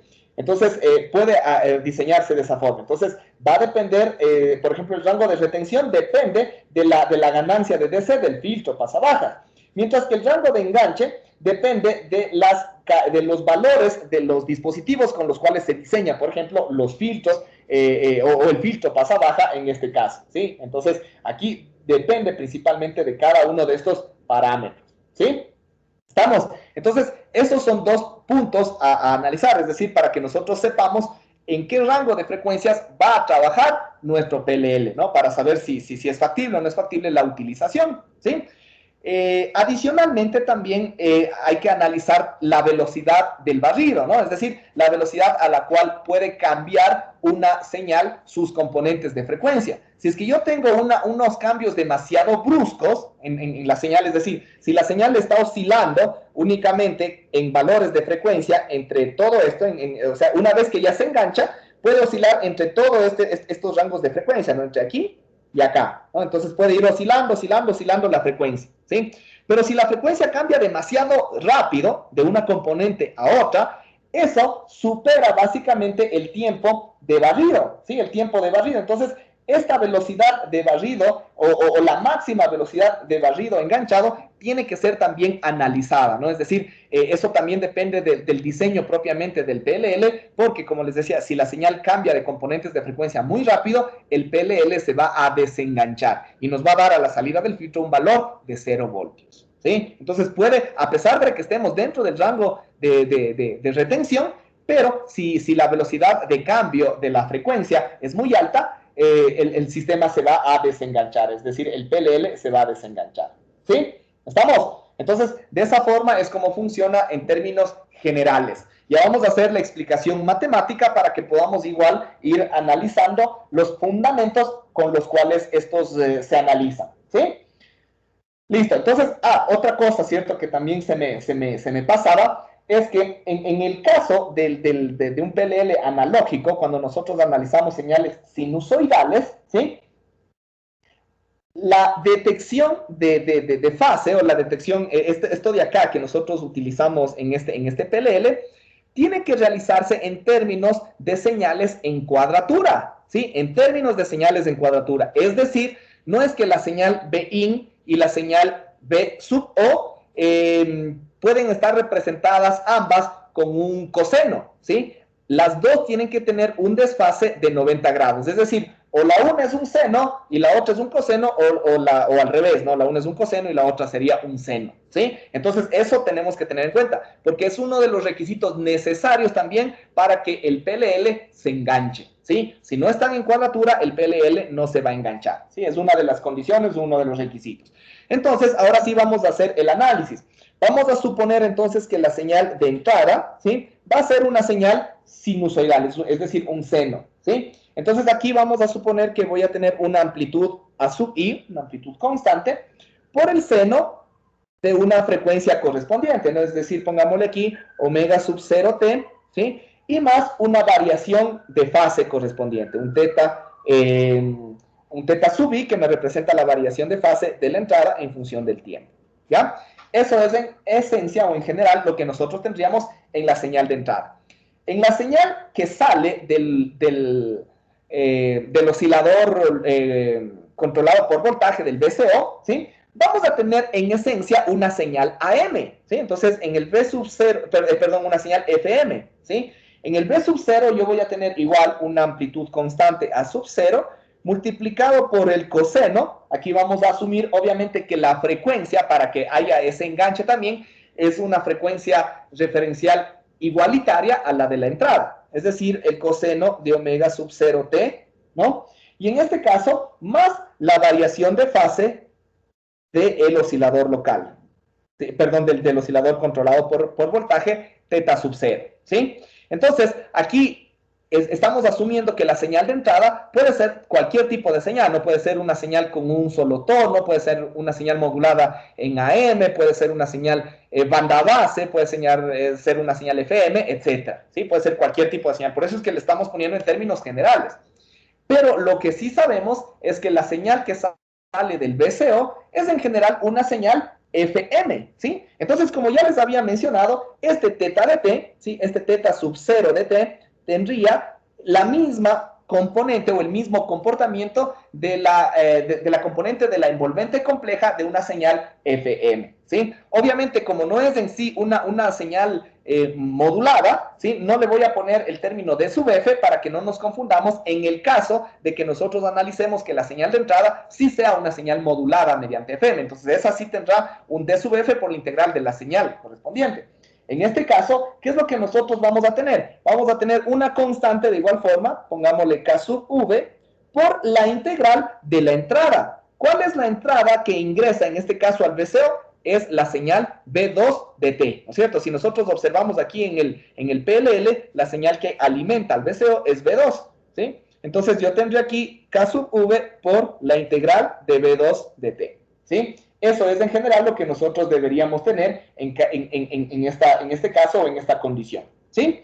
Entonces, ya sabiendo básicamente el comportamiento de cada una de las señales que intervienen, vamos a ver cuál es el proceso matemático en cada una de las etapas.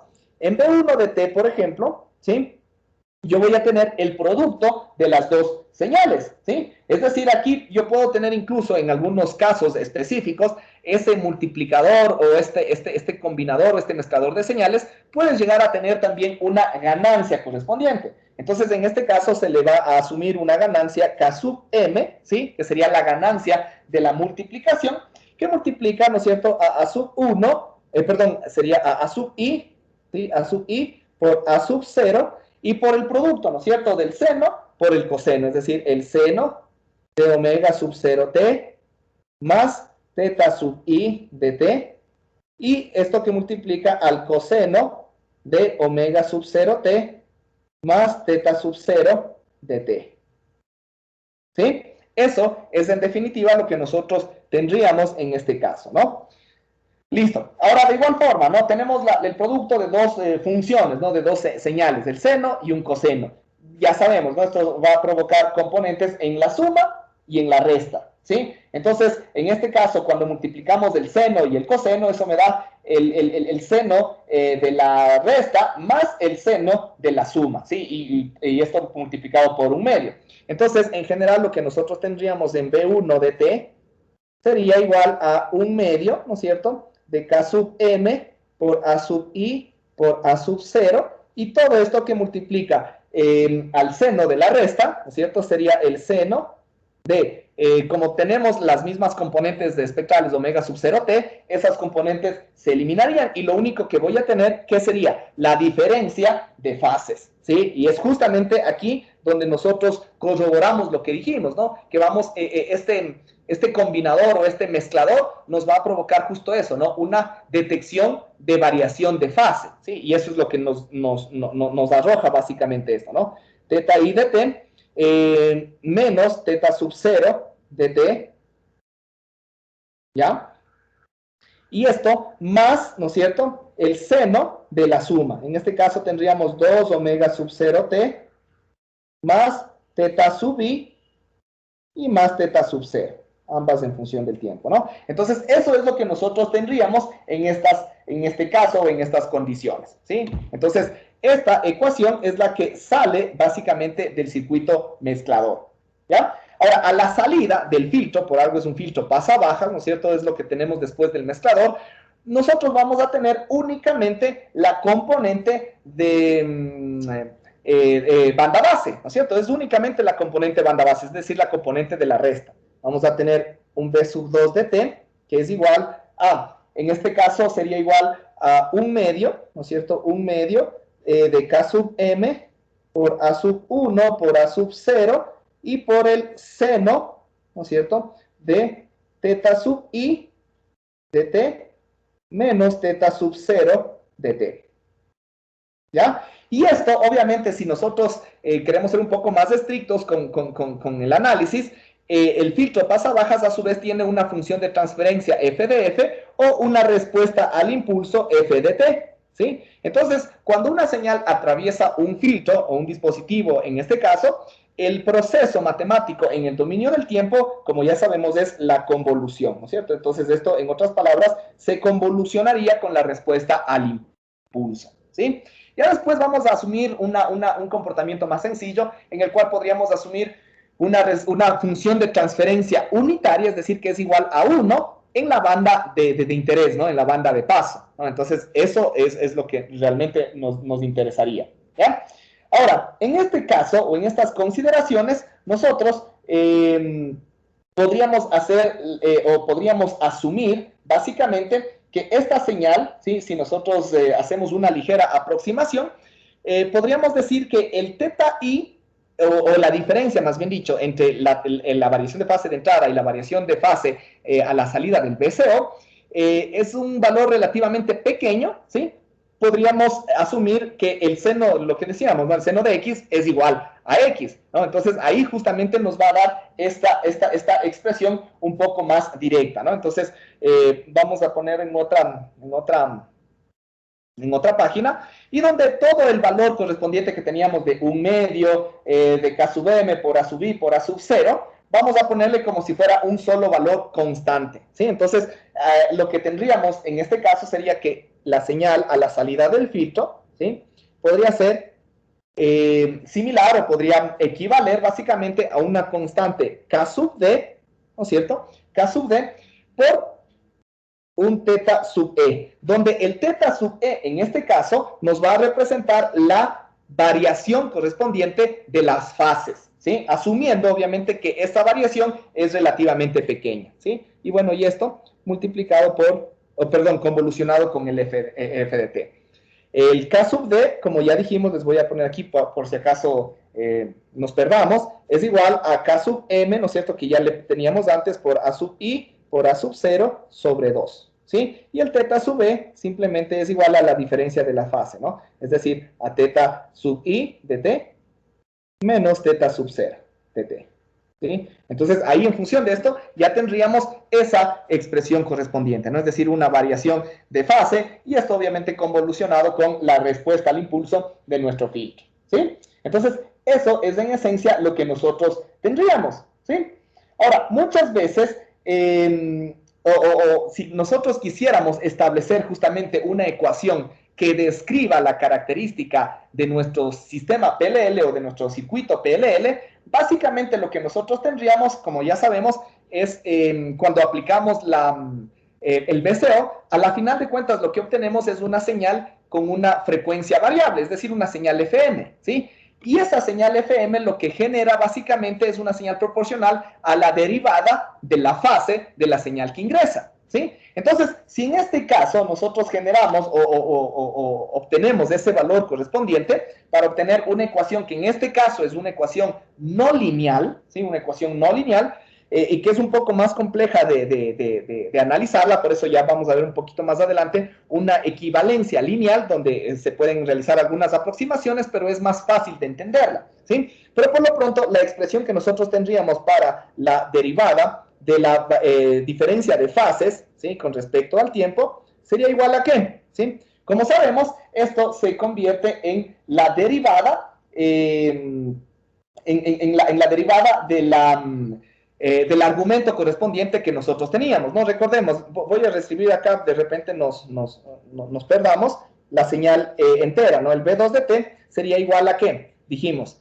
era igual al K sub D, que es igual a K sub M, por A sub I, por A sub 0, sobre 2, y eso por el seno, ¿no es cierto?, de teta sub I menos teta sub O, ¿no es cierto? Bueno, en función del tiempo, ¿ya? Bueno, y eso convolucionado con el f de t. Si nosotros queremos sacar la derivada de teta sub E, que sería la derivada de todo esto, ¿no es cierto?, ¿qué es lo que nosotros tendríamos? La derivada de teta sub I, ¿no es cierto?, que es una fase que no se conoce, porque al final de cuentas esa es la fase de entrada correspondiente, ¿sí? Entonces tendríamos la derivada de teta sub I con respecto al tiempo, ¿sí? Y menos, ¿no es cierto?, la derivada de teta sub O, ¿sí? Pero la derivada de teta sub O, en este caso, sería ¿qué cosa? En este caso, como ya habíamos analizado anteriormente, pasemos a la página anterior para recordar, el teta sub 0 ya habíamos mencionado, ¿no? ¿Dónde está?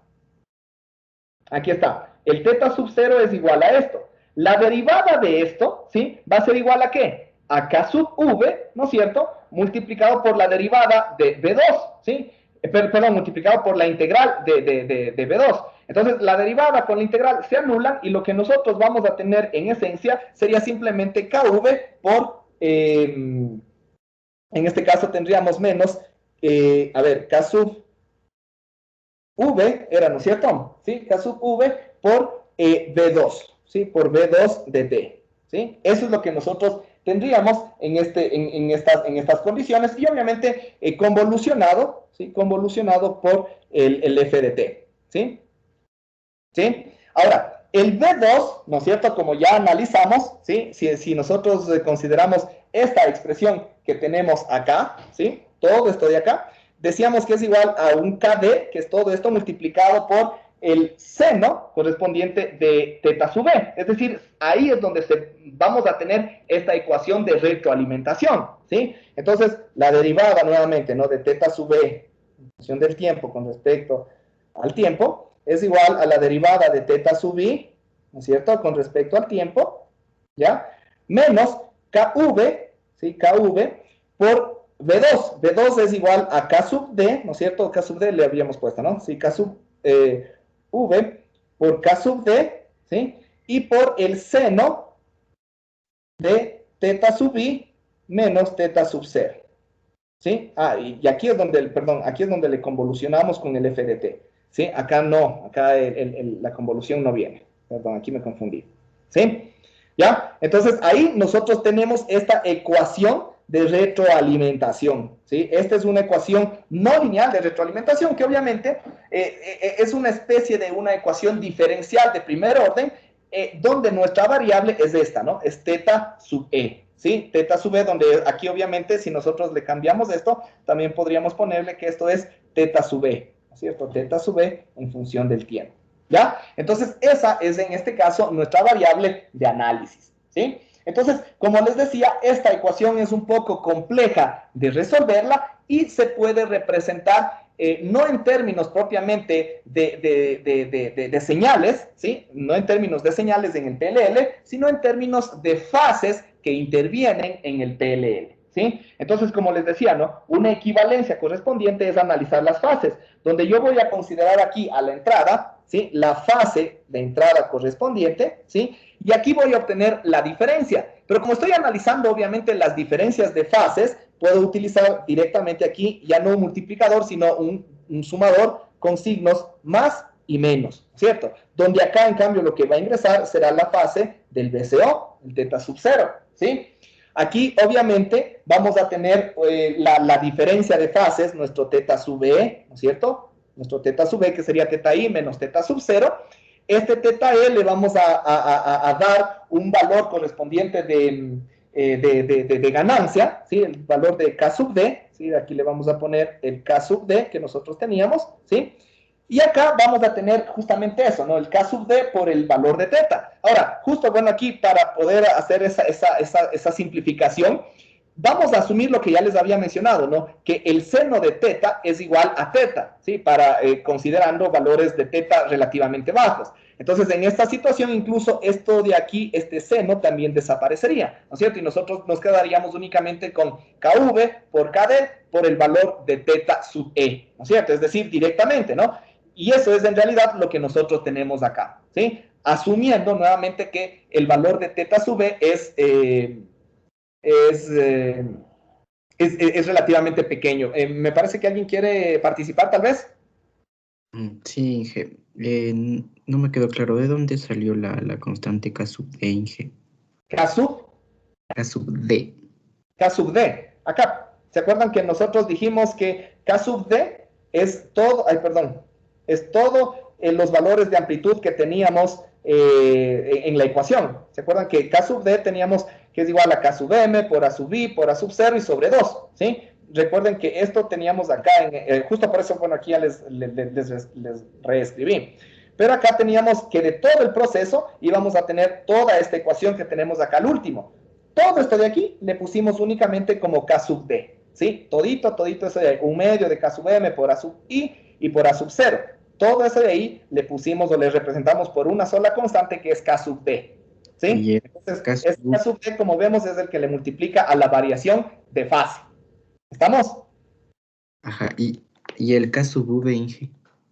Ya, y el K sub V, ese sale, ¿no es cierto?, de la variación de fase, ¿sí? La variación de fase a la salida del VCO. Recuerden que el VCO igualmente tiene una variación de fase teta sub O, ¿no?, que está representado como un modelo de una modulación FM. Entonces, teta sub 0 es igual a K sub V, ¿no es cierto?, por la integral de V2. A ver, ¿dónde está? Aquí está, ¿sí? K sub V por la integral de V2, ¿sí? Entonces, este K sub V es el que nosotros, o bueno, este teta sub 0 es el que le derivamos en la siguiente página, ¿no es cierto? ¿Ya? Aquí le derivamos y la derivada con la integral se elimina y yo voy a tener únicamente K sub V por V2, ¿sí? Entonces, de ahí es de donde sale esta otra constante, en cambio, K sub V, ¿sí? ¿Está claro? Listo, Inge, ya. Ya, y claro, y después V2 se toma nuevamente la señal acá, por eso es un sistema retroalimentado, ¿no? Porque a la final de cuentas la salida vuelve a la entrada y así sucesivamente, ¿no? Entonces, por eso es que en general tenemos este circuito de retroalimentación, ¿sí? Listo, entonces aquí, como les decía, podemos representar todo eso, tenemos el K sub D y ahí vamos a tener a la salida de ese amplificador K sub D por el teta sub E, ¿sí? Y después, obviamente, esto va a pasar por el filtro pasabajas, eso sí, de ley va a existir acá, ¿sí? El LPF, con una función de transferencia, nuevamente f de f, ¿no? Una respuesta al impulso f de t, como queramos, ¿no? Entonces, ahí en cambio se va a convolucionar, ¿no es cierto?, el teta sub e por el k sub d, y convolucionado con el f de t, ¿sí? Entonces, es justamente lo que nosotros tendríamos acá, ¿sí? El k sub d por teta sub e y convolucionado con el f de t, ¿sí? Y después, ¿no es cierto?, esto de acá o esta señal, ¿sí?, que puede ser ya una salida, viene y se alimenta, en este caso, al VCO, ¿sí? La señal que nosotros tenemos acá, ¿sí? Y aquí en el VCO es, en cambio, donde nosotros vamos a tener esta otra constante, ¿no? El K sub V, en cambio, ¿no? Y esa es la que va a provocar la salida de fase correspondiente acá a la salida, ¿sí? En este caso, este VCO también va a tener una función de transferencia, ¿sí?, que se puede materializar en función de F2 de F, y es igual a la constante K sub V. Bueno, esto ya es directamente, ¿no? Si nosotros analizamos la función correspondiente que teníamos, ¿no? Si sacamos la transformada de Fourier de esa función, básicamente nos va a dar esto, ¿no? K sub V sobre J 2pi por F. Eso es ya de las propiedades de la transformada de Fourier. La transformada de Fourier de una integral, en esencia, es igual a esta expresión matemática, ¿sí? Entonces, esa ya nos va a dar justamente esta función de transferencia, ¿sí? ¿Estamos? Eso es en general lo que nosotros tendríamos. Y acá ya tendríamos igual la salida correspondiente para la fase teta sub 0, ¿sí? Teta sub 0. ¿ok? De igual forma, acá esto sí no cambia, ¿no? Aquí igual nosotros vamos a tener la señal B2 de T. Entonces, dependiendo de cuál es nuestra salida, cuál elijamos como nuestra salida, si queremos que la salida sea θ sub 0 o que la salida sea B2, en función de eso se va a determinar la función de transferencia. Como vemos, este circuito retroalimentado es bastante sencillo, ¿no? Tenemos simplemente dos ramales retroalimentados y tenemos... y tenemos, bueno, dos elementos en el un ramal y un elemento en el otro, ¿no? Entonces ya sabemos igual las propiedades para establecer la función de transferencia de un sistema de este tipo, ¿no? De todas formas, si nosotros obtenemos esa función de transferencia, vamos a ver que h de f, considerando que la salida de nuestro sistema es la salida del BCO, entonces tendríamos que θ sub 0 de f con respecto a θ sub i de f, eso nos representará esta función de transferencia, y operando esto, que no es tan complicado, nos dará k sub d por k sub v, ¿sí? Por la función de transferencia del filtro, ¿sí? Correspondiente, y dividido para j 2pi por f, ¿sí?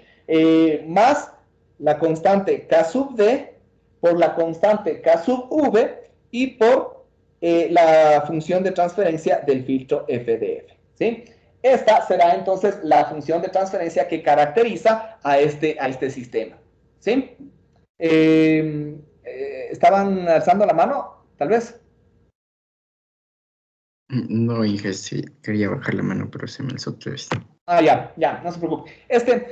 Hay veces, como ya les había comentado, no estoy muy atento porque no sé incluso desde qué rato estaban alzándome la mano o cualquier cosa. No duden en interrumpirme nomás, ¿no? O sea, si tienen alguna pregunta en ese rato, antes de que se les vaya la idea o antes de que de pronto pase a otro tema, activen nomás el micrófono y pregúntenme directamente, ¿no? Porque a veces no me fijo precisamente en las manitos alzadas, ¿sí? Eso nada más. Listo. Entonces, ahí nosotros ya tenemos esa función de transferencia correspondiente, ¿sí? Entonces, ahí, en función de eso, nosotros ya podemos ir determinando cada uno de los funcionamientos, por ejemplo, mediante un diagrama de Bode, o observar justamente la operabilidad en el dominio espectral o en el dominio de la frecuencia de este circuito PLL, ¿sí? ¿Estamos? Ok. Ahora, en términos correspondientes, justo como les había mencionado, nosotros podríamos analizar, bueno, lo que ya habíamos mencionado anteriormente, ¿no? Los rangos de retención y los rangos de enganche, ¿sí? Por ejemplo, nosotros podríamos determinar, ¿no es cierto?, qué es lo que ocurre cuando nosotros evaluamos una constante a la salida de la señal. Es decir, si nosotros tenemos un filtro y evaluamos el filtro justamente en una frecuencia igual a 0, que nos representa justamente un valor constante, ¿sí? O una señal de DC, ¿sí? Entonces, en este caso, si nosotros determinamos justamente esta situación, vamos a ver que la variación de frecuencia o el cambio de frecuencia en el cual se puede soportar básicamente el enganche todavía del filtro, estará dado por la expresión delta omega, ¿sí? Y delta omega va a ser igual al producto de las constantes K sub V por K sub D por el filtro evaluado en 0, que este filtro de aquí, o la función de transferencia del filtro evaluada en 0, puede volverse 1, ¿no? Si se vuelve 1, es más sencillo hacer el análisis, ¿no? Porque por lo general eso es lo que se asume en este tipo de sistemas, ¿sí? Y esto que multiplica al seno de θ sub e. O si es que hacemos una aproximación más detallada, podríamos poner incluso simplemente multiplicado por θ sub e, ¿sí? Entonces, en estos casos, cuando nosotros consideramos los valores máximos o los valores mínimos para poder ir determinando justamente los rangos de enganche, podríamos considerar eso, ¿no? Que el seno va a tomar los valores máximos de +1 o de -1, ¿sí? De +1 o de -1. Entonces, eso nos va a dar justamente el rango de enganche de la frecuencia, porque aquí estamos hablando de delta omega, ¿no? Que es básicamente la frecuencia angular. Pero si nosotros queremos hablar de la frecuencia radial, en definitiva, esto sería básicamente lo mismo, ¿no es cierto?, pero dividido para 2pi, porque a la final de cuentas tendríamos que omega es igual a 2pi por f. Entonces, si quisiéramos poner... de esa forma, podríamos aquí poner simplemente delta f sub h, que me representa el rango de retención, ¿sí? El rango de retención de la frecuencia, y esto sería igual a lo mismo, ¿no? K sub V por K sub D por el F evaluado en 0, y asumiendo el valor máximo, ¿no? Entonces, en este caso, el seno sería igual a 1, entonces ya lo podríamos eliminar tranquilamente, y como les decía, esto debería ser dividido para 2pi, ¿sí? Esa es entonces, o de esta forma se puede calcular este rango de retención, ¿sí? Ese sería el valor correspondiente de este valor, ¿sí? El rango de enganche, como ya les había mencionado, se determina principalmente mediante las características propiamente del filtro, ¿no? Es decir, y ahí se puede ir analizando los del... ¿Sí? Perdón, ¿alguien decía algo? ¿No? Ya, entonces lo que les decía, ¿no? Ya el rango de enganche ya va a depender principalmente de las características propias del filtro, ¿no? Como el tipo de dispositivos, los valores de los elementos que vayan a intervenir, etc. ¿Sí? Entonces ya de esa forma ya se puede ir determinando el funcionamiento en función de la gráfica que ya les había mencionado anteriormente. ¿Sí? ¿Estamos? Como les decía también, el rango, el valor de delta FP, a su vez también puede cambiar, ¿no? El delta FP que nos representa el rango de enganche, ¿sí? El rango de enganche, ya vimos cómo se calcula el rango de retención, pero el rango de enganche muchas veces varía de una prueba a otra incluso, ¿no? O sea, en una prueba, si yo voy haciendo el barrido de frecuencias, puede engancharse en un cierto valor de frecuencias. Si yo hago otro barrido correspondiente, de pronto se engancha en otro. Entonces, estas variaciones pueden comportarse incluso de forma aleatoria y tienen que modelarse más o menos de forma estadística, ¿no? Entonces, de pronto a veces es necesario que se tengan que realizar varias pruebas, varias mediciones con respecto al PLL y su enganche para poder determinar justamente este análisis estadístico y tener más o menos un valor medio, un valor promedio o un valor típico, ¿sí? ¿Estamos? Eso con respecto a este rango correspondiente, ¿ya? Listo. Y para finalizar, vamos a analizar o vamos a ir nombrando algunas de las aplicaciones correspondientes a aplicaciones prácticas en las cuales se utiliza este circuito PLL, ¿sí? Como ya les había un poquito mencionado, este se utiliza o se puede utilizar para una detección de FM, ¿sí? También se puede utilizar para una detección coherente, ¿sí? De AM, ¿sí? Es decir, ya si se quiere un mejor rendimiento en todo el sistema correspondiente. Se puede utilizar para generar señales, ¿sí? Para generar señales FM muy estables, es decir, que no van a tener una variación significativa en su frecuencia central, ¿ya? Se puede utilizar también para realizar multiplicaciones de frecuencias, ¿sí? Ya habíamos analizado también anteriormente, pero solamente lo habíamos analizado en términos matemáticos, ¿no? Cómo funciona y qué es lo que hace un multiplicador de frecuencias, ¿sí? En este caso, el PLL se puede utilizar para generar eso, ¿no? Un multiplicador de frecuencias. Se puede utilizar también para realizar un sintetizador de frecuencias, ¿sí? Se puede utilizar, ya les había explicado más o menos a qué se refiere el sintetizador de frecuencias. Aquí ya lo vamos a analizar de forma circuital, cómo se puede desarrollar. Y también su utilización puede servir para algunos sistemas de comunicaciones digitales para la elaboración de sistemas de sincronización de bits, ¿sí? Pero eso, bueno, ya lo hemos de ver el próximo semestre, ¿sí? Posteriormente, ya en la materia de comunicaciones 2, cuando analicemos justamente estos circuitos o estos diagramas de sincronización de bits y detección de datos o de modulación de señales digitales, ¿sí? Entonces, cada uno de estos elementos ya los hemos de ir analizando, ¿no? Pero principalmente se utiliza en estas características fundamentales, ¿sí? Entonces, vamos a ir analizando las principales aplicaciones, por ejemplo, la detección de FM o la detección coherente de AM, que es donde más se suele utilizar, y la sintetización de frecuencias, ¿sí? Entonces, para la detección de FM, ¿no es cierto? Nosotros vamos a asumir que en el PLL ingresa una señal modulada de FM. Ahora sí, ¿no es cierto? Entonces, en B sub I, creo que le habíamos puesto solo B sub I, ¿sí?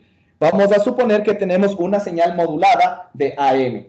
En este caso, recordemos, ¿no?, lo que ya les había mencionado, las señales tienen que estar en cuadratura. Sí, tienen que estar en cuadratura, es decir, si la señal viene, una señal FM correspondiente llega al receptor, esta señal debería estar desfasada en 90 grados, ¿no? Ya dijimos cómo se puede desfasar de pronto con un capacitor de alta ganancia, perdón, de un alto valor, para que provoque justamente ese desfase de los 90 grados. Y de lo que la señal inicialmente llegaba como si fuera un coseno, ahora la señal va a llegar como si fuera un seno, ¿sí? Entonces, de esa forma vamos a provocar esta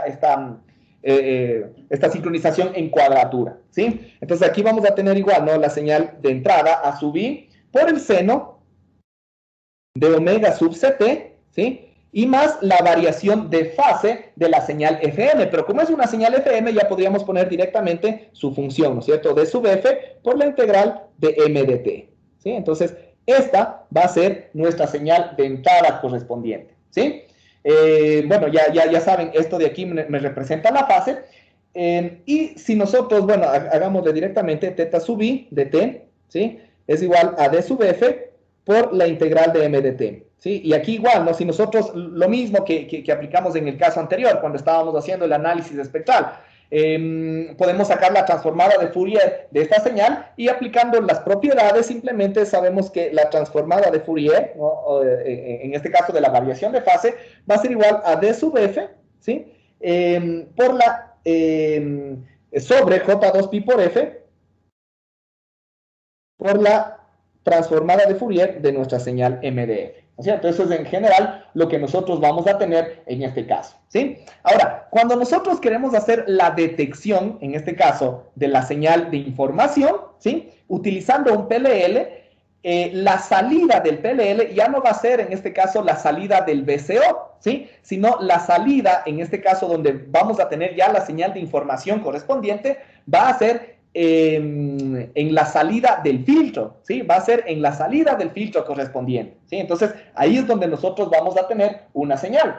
Entonces, si nosotros determinamos justamente esta función de transferencia o hacemos el análisis en función del mismo esquema que teníamos acá, el esquema lineal, este esquema que tenemos aquí, sí, justamente, como les decía, ahora la salida ya no va a ser el teta sub 0, sino la salida va a ser el V2 de t. Esa va a ser la señal demodulada. Entonces, si queremos igual sacar una función de transferencia aquí de todo nuestro sistema, ya no va a ser la función teta sub 0 sobre teta sub i, sino va a ser la salida V sub 2 sobre teta sub i. ¿Sí? Entonces, esa va a ser la relación ahora entre entrada y salida que vamos a tener en nuestro sistema retroalimentado, y de igual forma es factible y es sencillo obtener esta función de transferencia, ¿sí?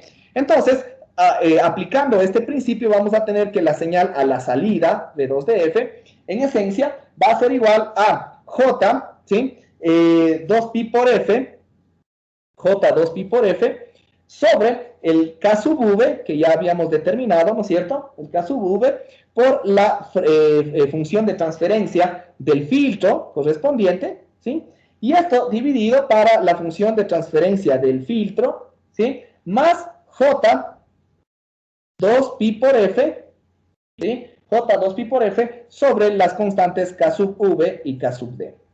¿Sí? De esta forma. Y obviamente todo esto multiplicado por la fase de entrada teta sub i de f. ¿Sí? De esa forma. ¿Ya? Entonces, si nosotros aquí reemplazamos o hacemos el análisis correspondiente y reemplazamos el teta sub i que tenemos acá en esta expresión, ¿qué es lo que vamos a tener? El v2 de f, en este caso, se va a transformar en ¿qué? Bueno, aquí pongámosle nomás todo, ¿no? J2pi por f sobre K sub V por la función de transferencia sobre f de f más J 2pi por f sobre K sub V y K sub D, y esto que multiplica a D sub f por m de f, ¿no es cierto?, y sobre J 2pi por f, ¿sí? Entonces, este J 2pi por f se va a ir con este J 2pi por f, y a la salida, o al final, la señal de salida va a ser igual a ¿qué? Esto sería igual, en esencia, sería igual a ver, tendríamos el D sub F, ¿no es cierto?, que tenemos acá, D sub F, sobre K sub V, ¿no es cierto?, la relación entre estas constantes, por la función de transferencia del filtro, F de F, ¿sí?, multiplicado por M de F, que sería la transformada de Fourier de la señal de información, y esto dividido para F de F, ¿no es cierto?, F de F, me parece F de F más J 2pi por F sobre K sub V y K sub D.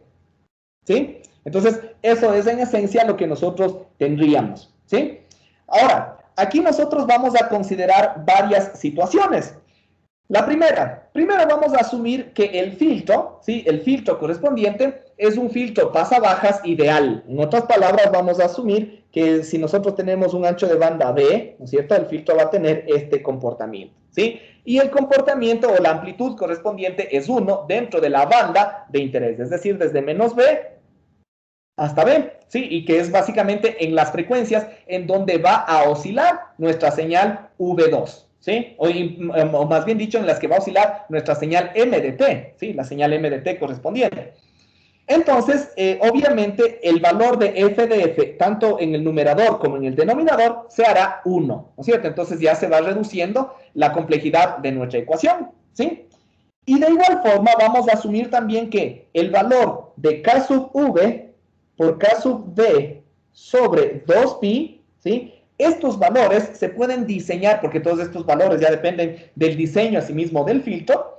Entonces, se puede asumir que estos valores van a generar un valor mucho mayor que la frecuencia o que el ancho de banda en el cual va a estar oscilando nuestra señal. ¿Sí? Va a ser mucho mayor. Entonces, como en esta ecuación, la frecuencia correspondiente, esta frecuencia de aquí, va a tener únicamente valores de frecuencia en torno a este ancho de banda, ¿sí? Y cuando nosotros dividamos V sobre K sub V, K sub D sobre 2pi, que es lo que nosotros tenemos acá, cuyo valor va a ser mucho más alto que esa frecuencia, entonces todo este término básicamente va a tender a 0, ¿sí? Va a ser prácticamente despreciable. Entonces, si es que nosotros asumimos, ¿sí?, directamente que este F de F es 1, este F de F es 1, y esto de acá básicamente tiende a 0, nosotros podríamos determinar que la señal a la salida D2 de F básicamente sería igual o va a tender a ser igual, ¿sí?, a D sub F sobre K sub V por M de F. Es decir, aquí comprobamos que un circuito PLL dispuesto de esta manera, ¿sí?, va a provocar en V2 una señal proporcional a M de F. ¿Sí? Es decir, igual yo puedo decir que V2 de T también es igual a D sub F por K sub V por M de T. ¿Sí o no? ¿Sí? Entonces, aquí estamos justamente demostrando esta propiedad, ¿no? Entonces, vamos a obtener una función proporcional justamente a estos elementos o a estas expresiones. ¿Sí? ¿Estamos? Entonces, de esa forma, básicamente se utiliza un PLL como detector de FM. ¿Sí? Puede llegar a utilizarse también un circuito PLL como un detector de producto, ¿sí?, de una señal AM, ¿sí? El PLL no va a actuar como un detector de producto. El PLL va a actuar como detector de la frecuencia en la cual está trabajando la modulación AM, más o menos lo que les había mencionado anteriormente. Y ahí sí, cuando se detecta esa frecuencia se va y se alimenta al detector de producto. ¿Sí? ¿Estamos? ¿Por qué? ¿Por qué se puede hacer esto? Recordemos que la modulación AM, ¿no es cierto?, tiene una forma de onda, ¿no es cierto?, SDT, ¿no es cierto?, es igual, la envolvente compleja es A sub C por 1 más MDT, ¿sí? Les voy a poner aquí una línea para que separen, ¿no? Lo anterior era FM, esto es AM. Y esto por el coseno de omega CT, ¿no es cierto? ¿Ya? Esa es la señal modulada de AM. Si nosotros multiplicamos cada uno de los términos, yo voy a tener aquí, ¿qué cosa? Esto va a ser igual a A sub C por el coseno de omega CT, ¿no? Y más A sub C por el coseno, A sub C por MDT y por el coseno de omega CT. Si nosotros sacamos el espectro de esta señal o la transformada, nosotros vamos a tener una señal similar a ¿qué? El espectro, ¿no? Aquí voy a tener la frecuencia portadora y de pronto aquí vamos a tener el espectro correspondiente. Todo este espectro es de esto de acá, ¿no es cierto? El A sub C por el M de T por el coseno de omega sub CT. Y esto de acá, que implica solo una sola componente espectral en la frecuencia de P sub C, va a provocar esto, ¿no es cierto? Un impulso. ¿Sí? Va a provocar un impulso en F sub C, ¿sí? Entonces, ese impulso es el que puede ser detectado, es el que puede ser obtenido mediante un circuito PLL. ¿Por qué? Porque cuando nosotros activamos, ¿no es cierto? O generamos este PLL, ¿no es cierto? Y obtenemos a la salida del filtro, o bueno, más bien dicho, primero hacemos el mezclador.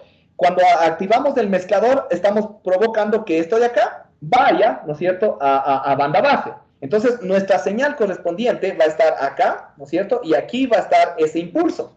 Si nosotros, el filtro pasabaja que se utiliza es un filtro de banda muy angosta, ¿no es cierto?, más o menos un filtro de esta forma, ¿sí?, por dar un ejemplo, va a filtrar únicamente esa componente, ¿sí? Así esa componente se desplaza ligeramente hacia la izquierda, hacia la derecha, ese valor es el que va a determinarse a la salida del VCO, ¿sí? A la salida del VCO. Entonces, ahí es donde básicamente se puede ir determinando esa función, ¿no? Entonces, la salida del VCO, como les decía, eso sí alimenta a un detector de producto y ahí nosotros ya podríamos obtener la detección coherente de una señal AM, ¿sí? Entonces, esto se puede realizar únicamente en AM porque AM tiene esta característica de este pulso o de este impulso, más bien dicho, en la portadora o en este caso cuando se baja banda base en cero, ¿sí? Y si se desplaza o se mueve ligeramente, ese movimiento o esa detección se puede realizar sin ningún inconveniente,